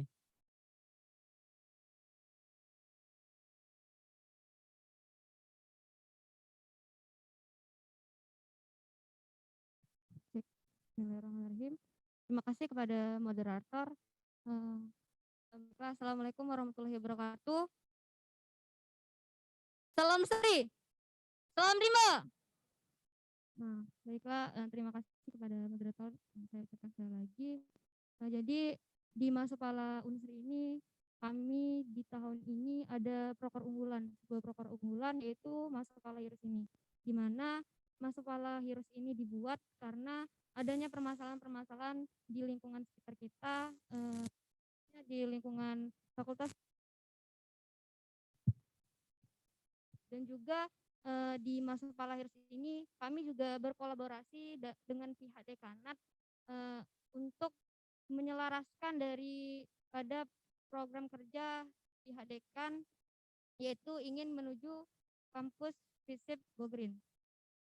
Jadi teman-teman di Masopala Heroes ini terdapat 2 tahapan ya.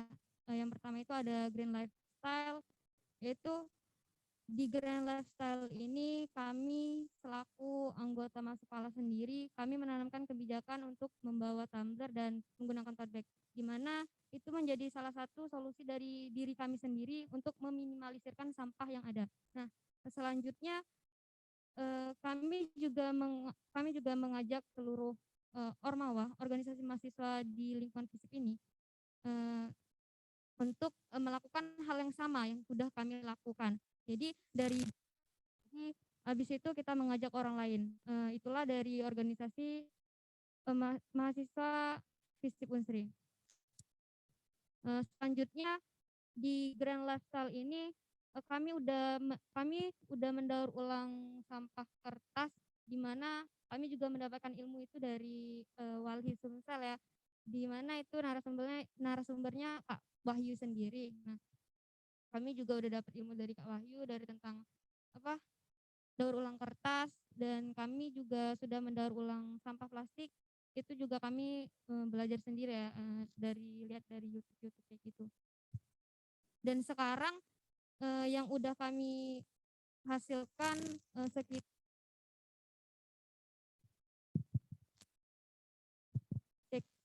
sekitar ada 200 lebih daur ulang kertas tersebut. Nah, di mana itu udah digunakan untuk administrasi, dan kami juga udah menggunakan untuk membuat tote bag dan lain sebagainya, membuat notebook dan lain sebagainya. Nah, di mana Green Lifestyle itu dapat kami sebarluaskan ke khususnya di lingkungan FISIP ini, kami juga menyebarluaskan ke masyarakat dengan adanya waste management, di mana kami mensosialisasikan kegiatan kami ini, dan kami selaku BPH Masopala, kami juga membuat kegiatan sebelum ini di bulan 2 kemarin, itu ngobam itu ngobrol bareng Masopala. Di situ ada 3 rangkaian. Yang pertama ngobrol bareng Masopala episode 1, 2, dan 3, di mana episode 1 kami membahas tentang persoalan penggunaan tumbler, di mana tumbler itu sangat penting teman-teman. Kenapa itu sangat penting? Karena gimana ya, kalau misalnya kita pergi ke kampus, terus kita nggak bawa tumbler, terus kita aus tuh, Nah, pasti kita di situ pergi ke warung atau ke supermarket terdekat ya untuk membeli minuman botol-botol seperti itu. Nah, di situ kalau kita udah bawa tumbler dan udah ada isinya juga, nggak mungkin lagi kita mau beli ini kan minuman yang lain kan, seperti itu. Nah, jadi pemanfaatan itu sangat banyak teman-teman. Maka itu di talk show hari ini juga kami menyarankan untuk Bapak Ibu serta rekan-rekan semua membawa tumbler. Nah, selanjutnya di episode kedua ngobrol bareng Mas Sekolah itu kami membahas tentang penggunaan tote bag, di mana penggunaan tote bag itu sangat penting karena di dalam perjalanan kita mungkin kita membeli sesuatu di supermarket atau di warung-warung, ketika kita sudah membawa tote bag, kita enggak lagi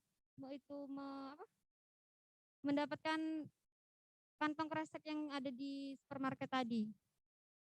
Jadi kita udah meminimalisirkan atau mengurangi ya, menghasilkan sampah plastik tadi. Mungkin cukup Kak.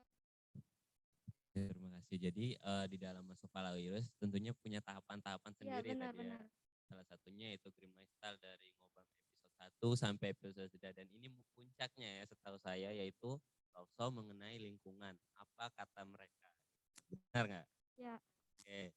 Nah, mungkin biar agak lebih menarik bisa nih dari saudari ini memaparkan atau dalam bentuk video gitu kan biar kita lebih menarik dokumentasi lah kegiatan Bisa.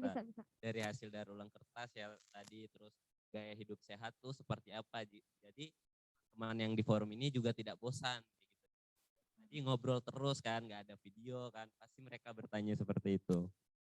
Ya. Untuk operator mungkin langsung bisa ditampilkan video dari Masuk Palawirus ini sendiri.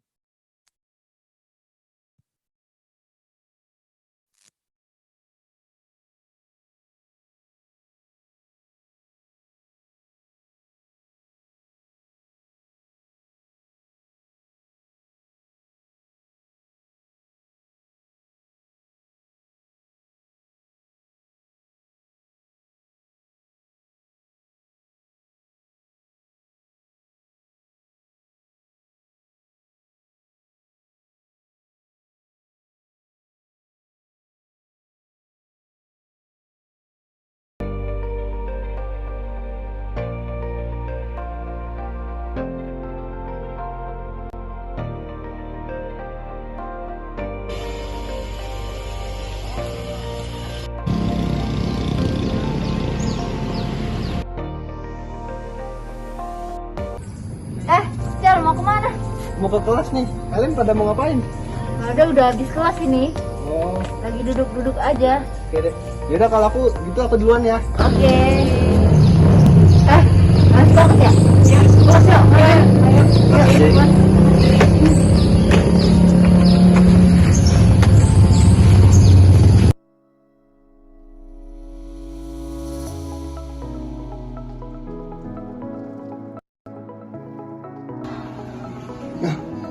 Ada yang jual tumbler sama tote bag nih.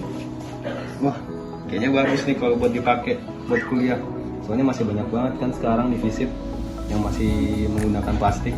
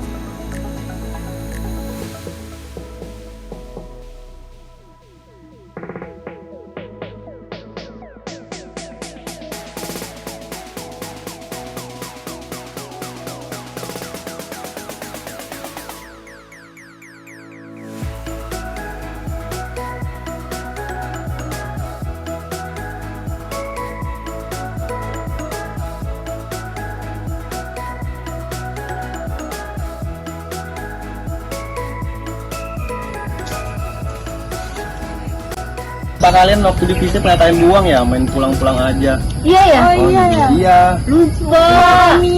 Kan kalian tahu sendiri sampah di visip kayak gimana. Ya sih banyak emang. Ya, terus kalian sekarang beli-beli botol kayak gini lagi. Daripada beli botol-botol kayak Kan gitu, lebih praktis. mending beli tumbler kayak gini nih. Wah, keren. Di mana Kan? ini belinya? Nah, kemarin tuh aku waktu malam-malam searching di kosan. Iya. Nah, ternyata Mas Opala tuh ngejual tumbler sama tote bag. Nih contohnya nih. Desainnya keren ya? Keren kan? Iya, iya Jadi keren. kalian nggak usah pakai botol-botol, langsung aja pakai tumbler. Ini kalau mau beli kemana jadi?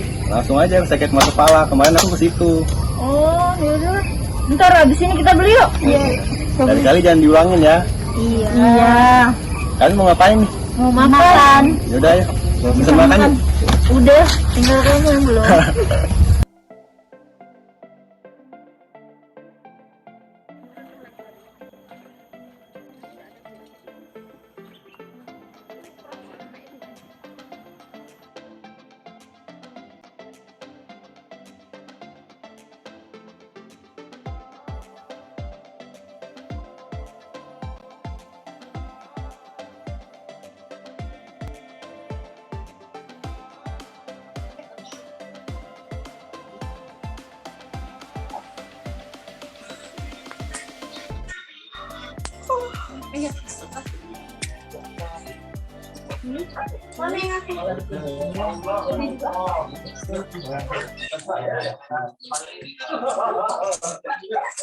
Jadi alur dari video ini mohon maaf sebelumnya kurang jelas ya. Mungkin dijelasin lagi kan biar lebih jelas. Jadi itu merupakan salah satu mahasiswa ya, beberapa mahasiswa yang bisa dibilang agak ceroboh, membuang sampah sembarangan dan lain sebagainya.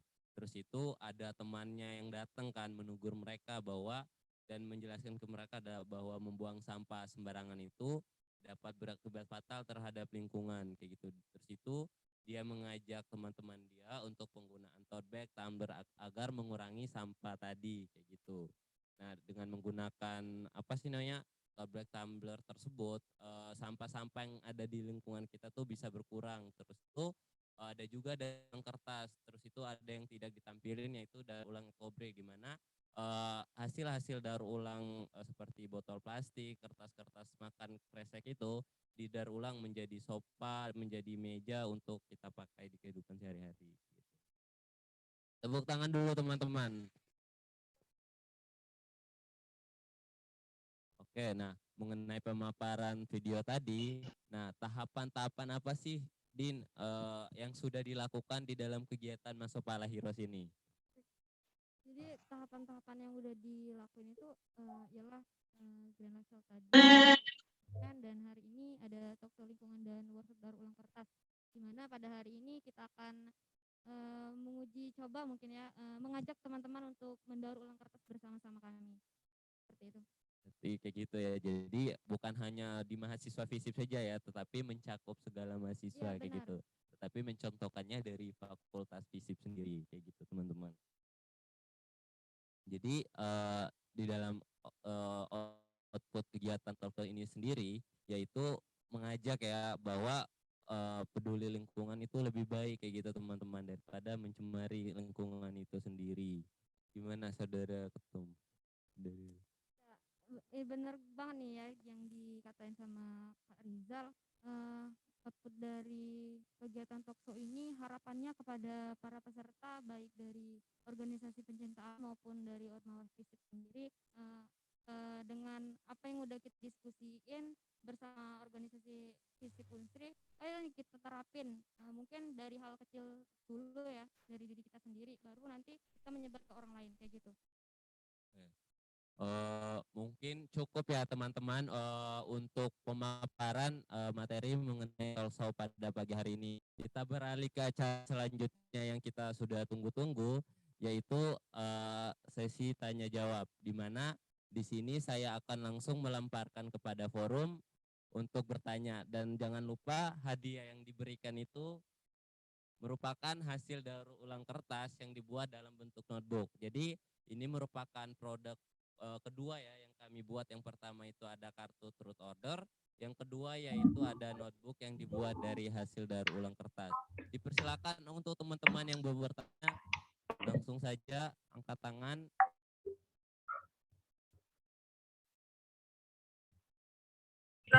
Enggak kebanyakan, asal 3 orang. Mungkin dari forum offline dulu nih. Apa-apa Bu, karena kan sebenarnya SDN-nya kan banyak juga, tabel-tabel atau itu. Ya.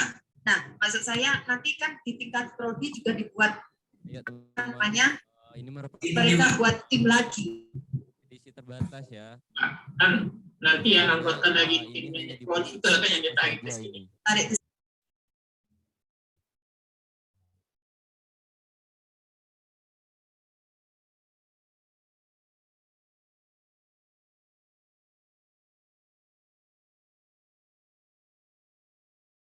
Biasa mungkin lebih baiknya kita diskusi juga dengan forum agar ilmu yang kita dapat bisa saling bertukar kayak gitu teman-teman. Ayo.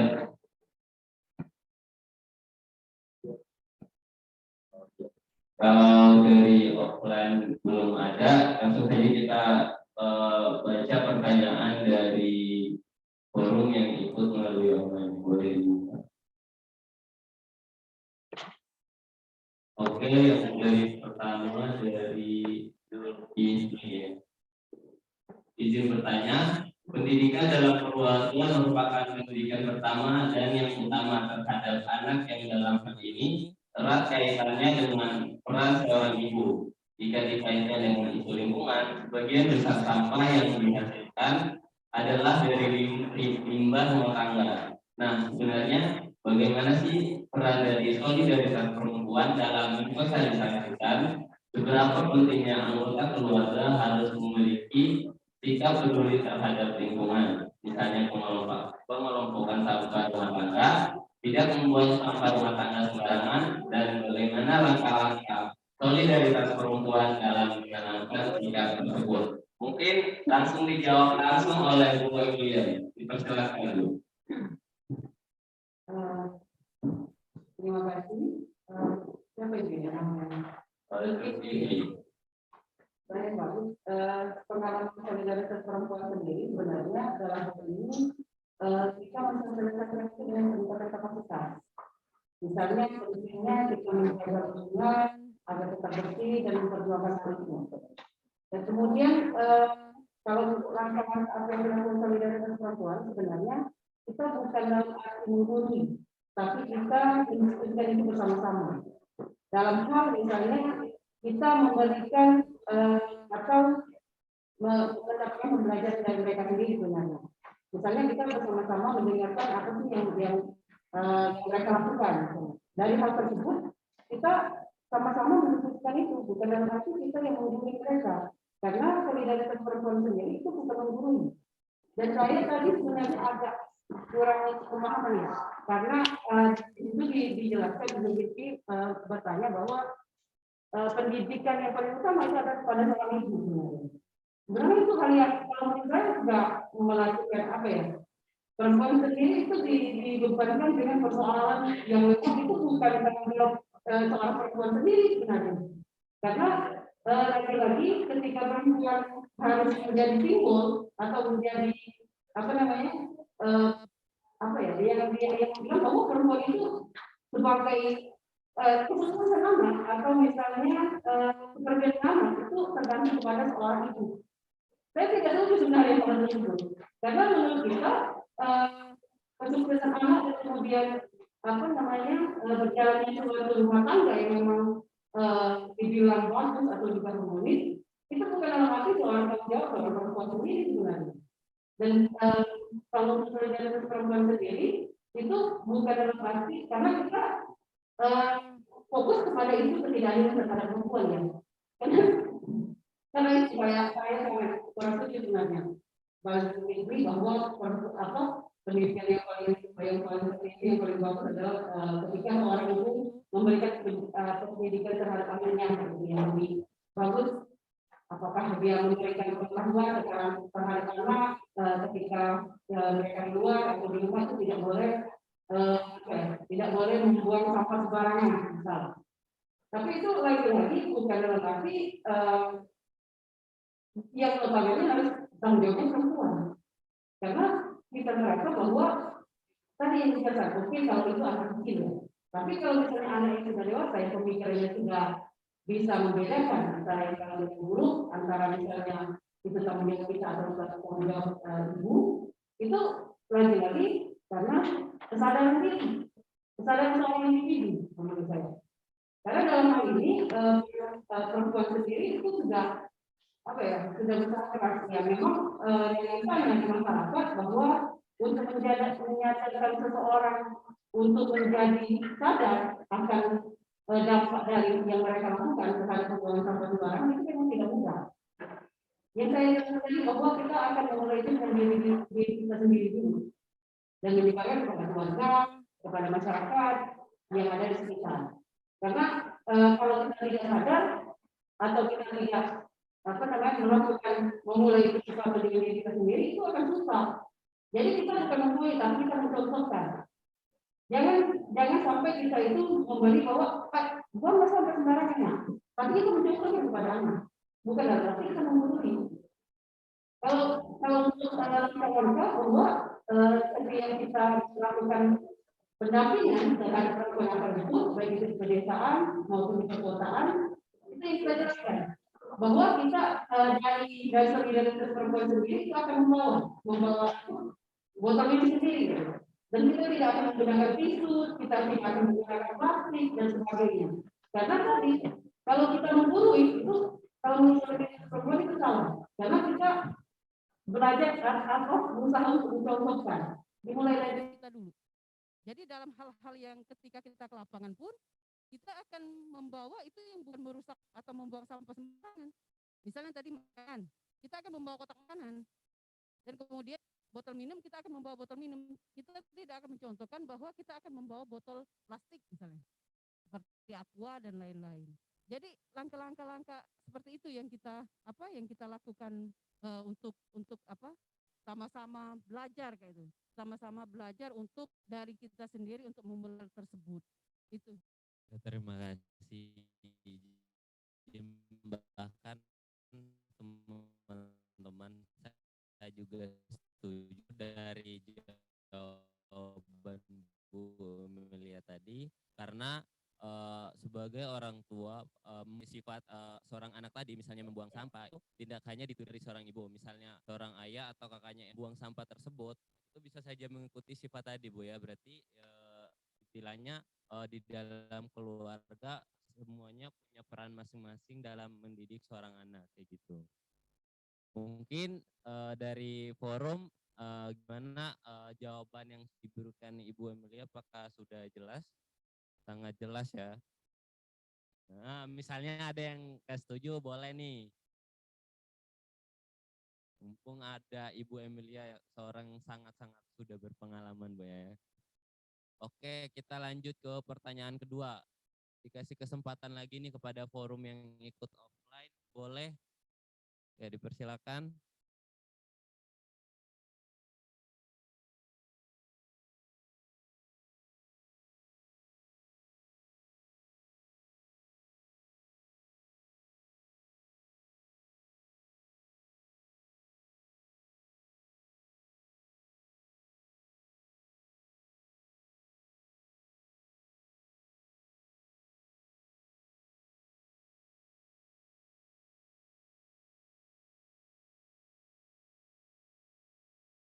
Terima kasih jawabannya. Mungkin kita sudah tahu ya siapa yang akan menjawab pertanyaan ini. Di sini saya akan memberikan kepada dua pemateri untuk menjawab pertanyaan tersebut. Yang pertama dari Walhi Sumsel dulu nih. Persilakan nggak?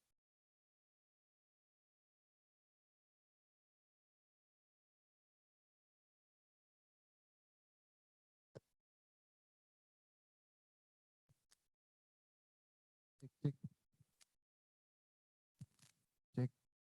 Makasih. Namanya tadi? Dari kelas. Ya.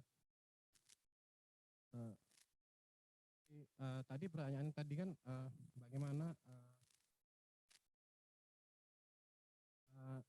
mengubah mindset masyarakat terhadap ya kayak buang sampah masih sembarangan kan. Ya menurutku dari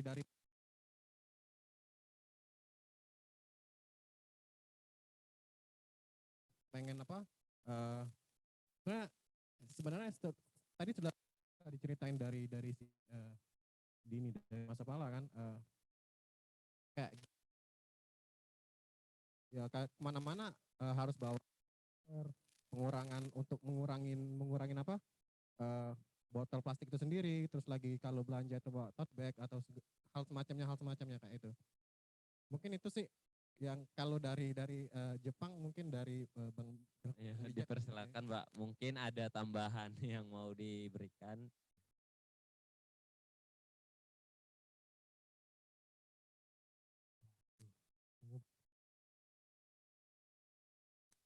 Kalau misalnya mau berharap orang Indonesia, jujur aja, tapi harapan saya nanti Anda yang ada di sini, kalau misalnya nanti sudah berkeluarga, punya anak, jadikan anak itu generasi yang punya mindset seperti orang Jepang. Gitu. Kalau misalnya kita mau ngubah orang Indonesia yang sekarang, kayaknya lumayan sulit. Tapi yang akan datang, kita pasti bisa mengedukasinya. Gitu. Harapannya sih kayaknya kalau saya lebih positifnya di situ. Kalau untuk yang sekarang ini mungkin lebih di apa ya? Lebih ke mengajaknya sih, lebih ke kalau misalnya dia nggak mau ya udah nggak apa-apa. Karena kan kalau dalam Islam sendiri kan kalau melihat sebuah kezaliman itu kan kalau misalnya mampu hadapi dengan tangan. Jadi bingung dari kaki dulu. Kita nggak susah nanti.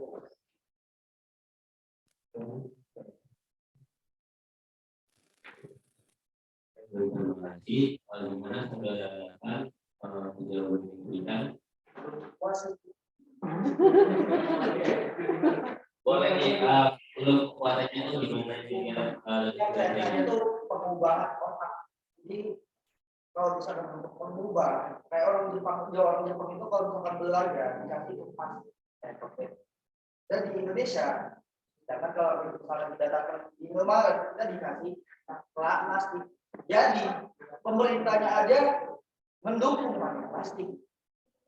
Sudah disediakan tong sampah, tapi masyarakat nggak menurut. Contoh di Setik Bendung, itu kalau hujan kayak ampun. Dan sudah dari sekolah ini bahwa pemerintah sendiri itu mendukung ketidakdisiplinan. Bagaimana masyarakat dicontohkan. Mungkin dari sumber ada yang mau ditambahkan.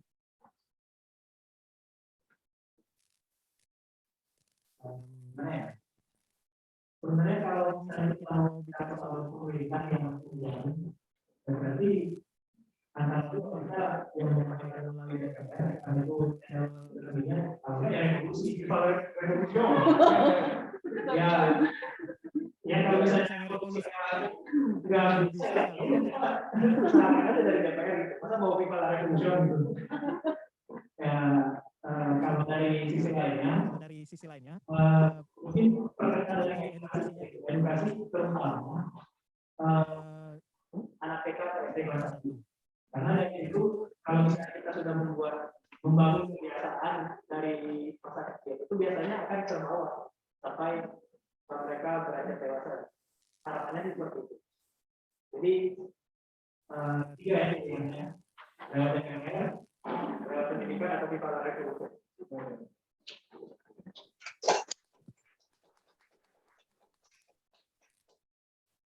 Baiklah, mungkin untuk sesi tanya jawab ini cukup karena membuat waktu yang semakin siang ya teman-teman. Mungkin kesimpulan yang dapat diambil bahwa segala permasalahan mengenai lingkungan itu punya solusinya masing-masing.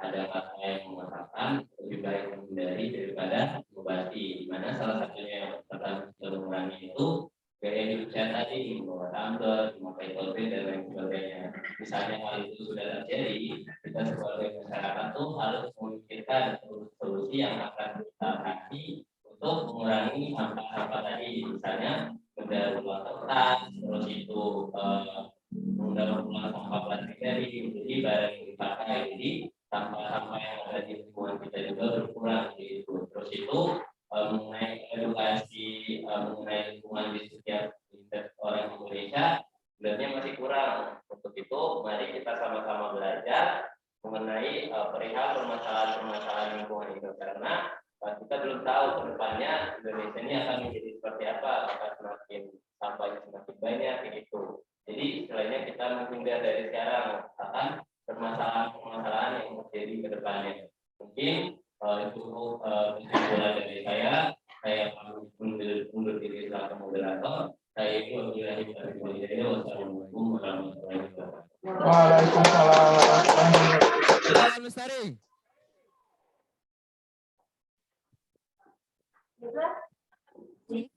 Baiklah, terima kasih kepada moderator kita pada hari ini yang langsung pada pagi hari ini. Dan di sini sepertinya tadi sudah ada jawabannya ya. Dan untuk yang mulai langsung diterima dari moderator yang saya tadi untuk ke depan untuk diberi bentuknya hasil dari berulang kepala menteri, berulang kepala sendiri. Terima kasih saudara Hasan.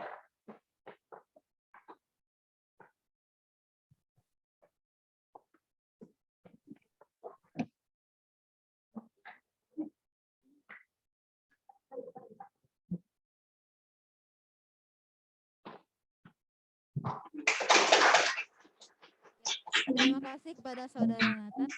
Dan kalau kita kepada narasumber kita pada hari ini dengan begitu banyak pengalaman, di mana mereka berbagi semua kebutuhan kita terhadap sampah, terhadap lingkungan, ada berbagai aspek dari peran perempuan, ada berbagai aspek dari organisasi advokasi, akademisi, dan juga dari mahasiswa.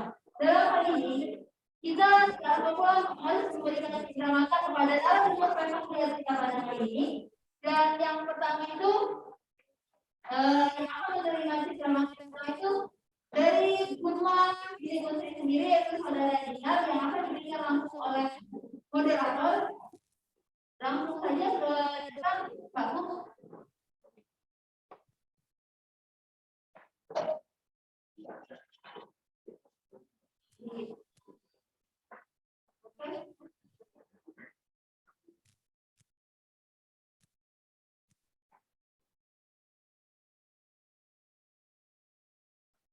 Ya, ini ada sertifikat yang diberikan langsung kepada Gubernur Mahasiswa ini.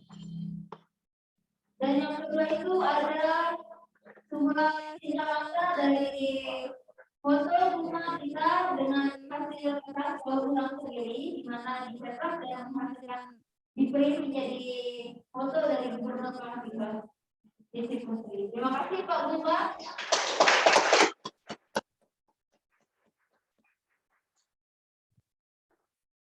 Baiklah, dengan narasumber kita yang kedua yaitu saudara Wahyu Eka Pratama yang akan diberikan langsung oleh moderator, kami persilakan.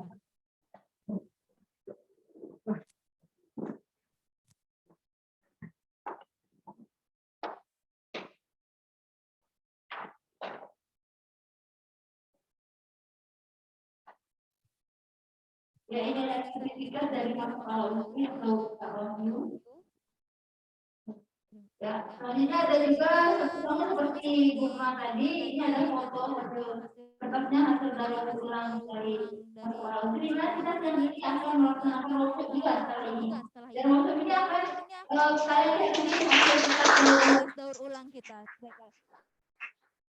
Selanjutnya dari Ketua Umum Mahkamah Agung yang akan diberikan langsung oleh moderator kepada saat ini. Silakan narasumber kita pada hari ini.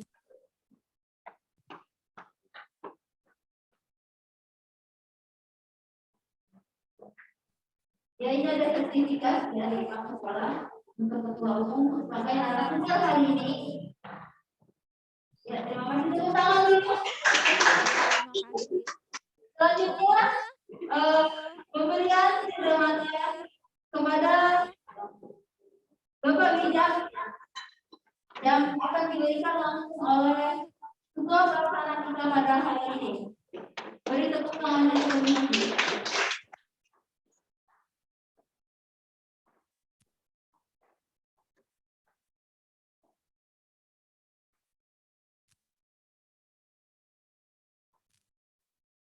Ya, ini ada sertifikat Pak dari Mas Sekolah Negeri dan selanjutnya ini ada cenderamata juga foto.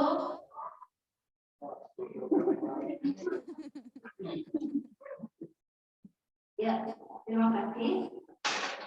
Beri tepuk tangan terlebih dahulu. Selanjutnya pemberian cenderamata kepada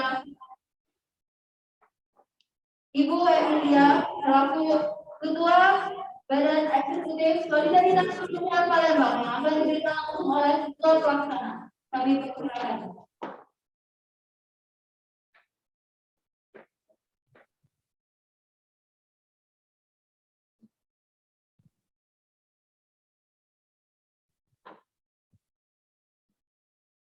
Dan ini ada cenderamata dari Kepala untuk hasil dari pengawasan kami. Ya, terima kasih. Tepuk tangan dari teman-teman. Dan ada pula wakil dewan kita dari Visi Putri Bapak Dr. Andreas Leonardo MSI. Kami persilakan yang akan diberikan oleh Ketua Pelaksana.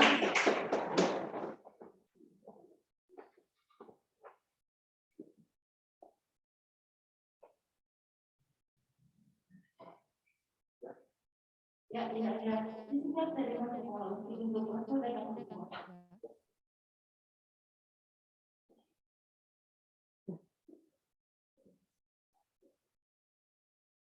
ya, beri tepuk tangan yang sekali lagi.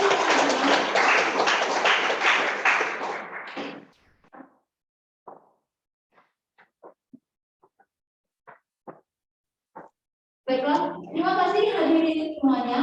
Akhirnya sampailah kita di penghujung acara kita pada hari ini. Kami ucapkan terima kasih kepada semua peserta dan narasumber atas kehadiran dan partisipasinya dalam kegiatan sosial hari ini. Apabila ada kata-kata salah saya mohon maaf, kepada Allah saya mohon ampun. Akhir kata, wassalamualaikum warahmatullahi wabarakatuh.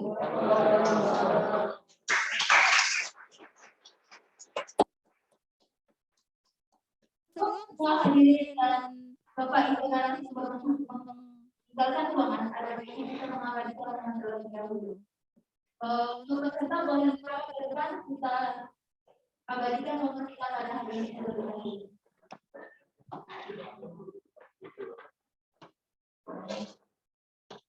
Dan setelah sesi foto ini, kita langsung saja teman-teman yang ada di gedung C8 itu yang berkantoran perihal pengolahan kertas sehingga menjadi kertas foto dan notebook, boleh nanti langsung berarah ke belakang. Ya. Teman-teman boleh ke depan aja.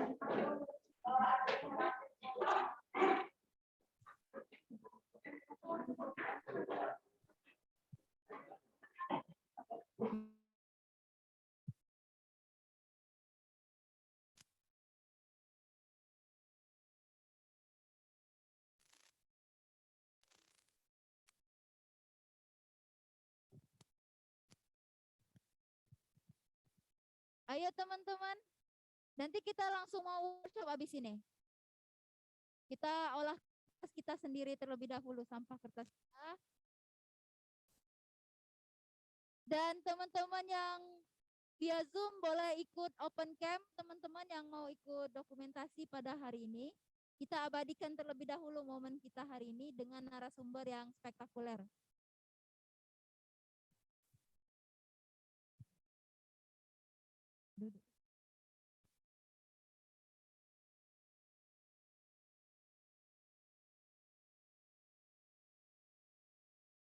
Untuk narasumber boleh merapat ke depan. Iya.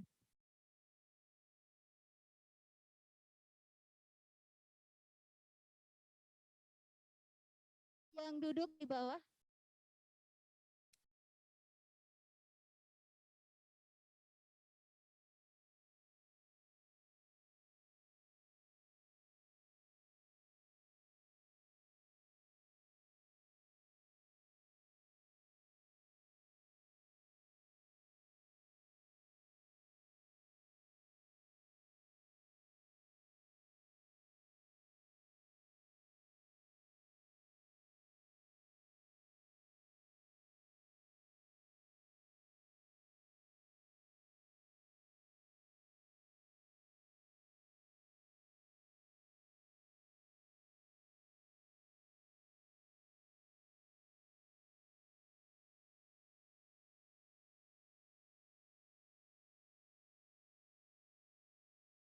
Ya, terima kasih tepuk tangan untuk kita semua pada hari ini.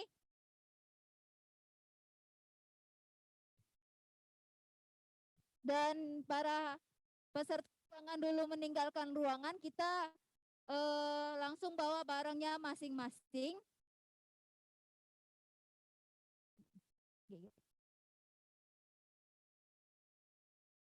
Untuk teman-teman, barang-barangnya boleh langsung dibawa, kita langsung menuju ke gedung C, berpindah lokasi dengan mengikuti Saudara Tiana Risa.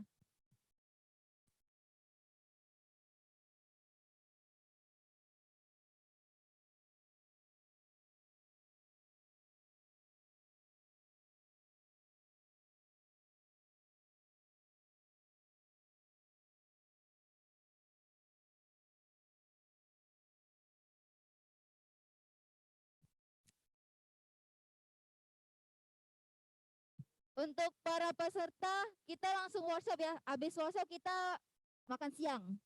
Langsung menjamu jamuan dari Mas Kepala Unsri.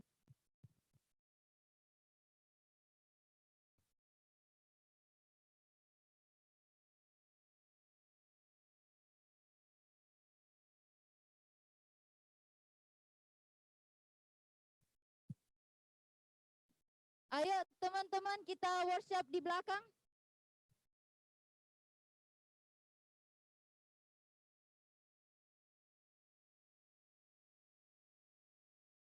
Dari depan bisa kok.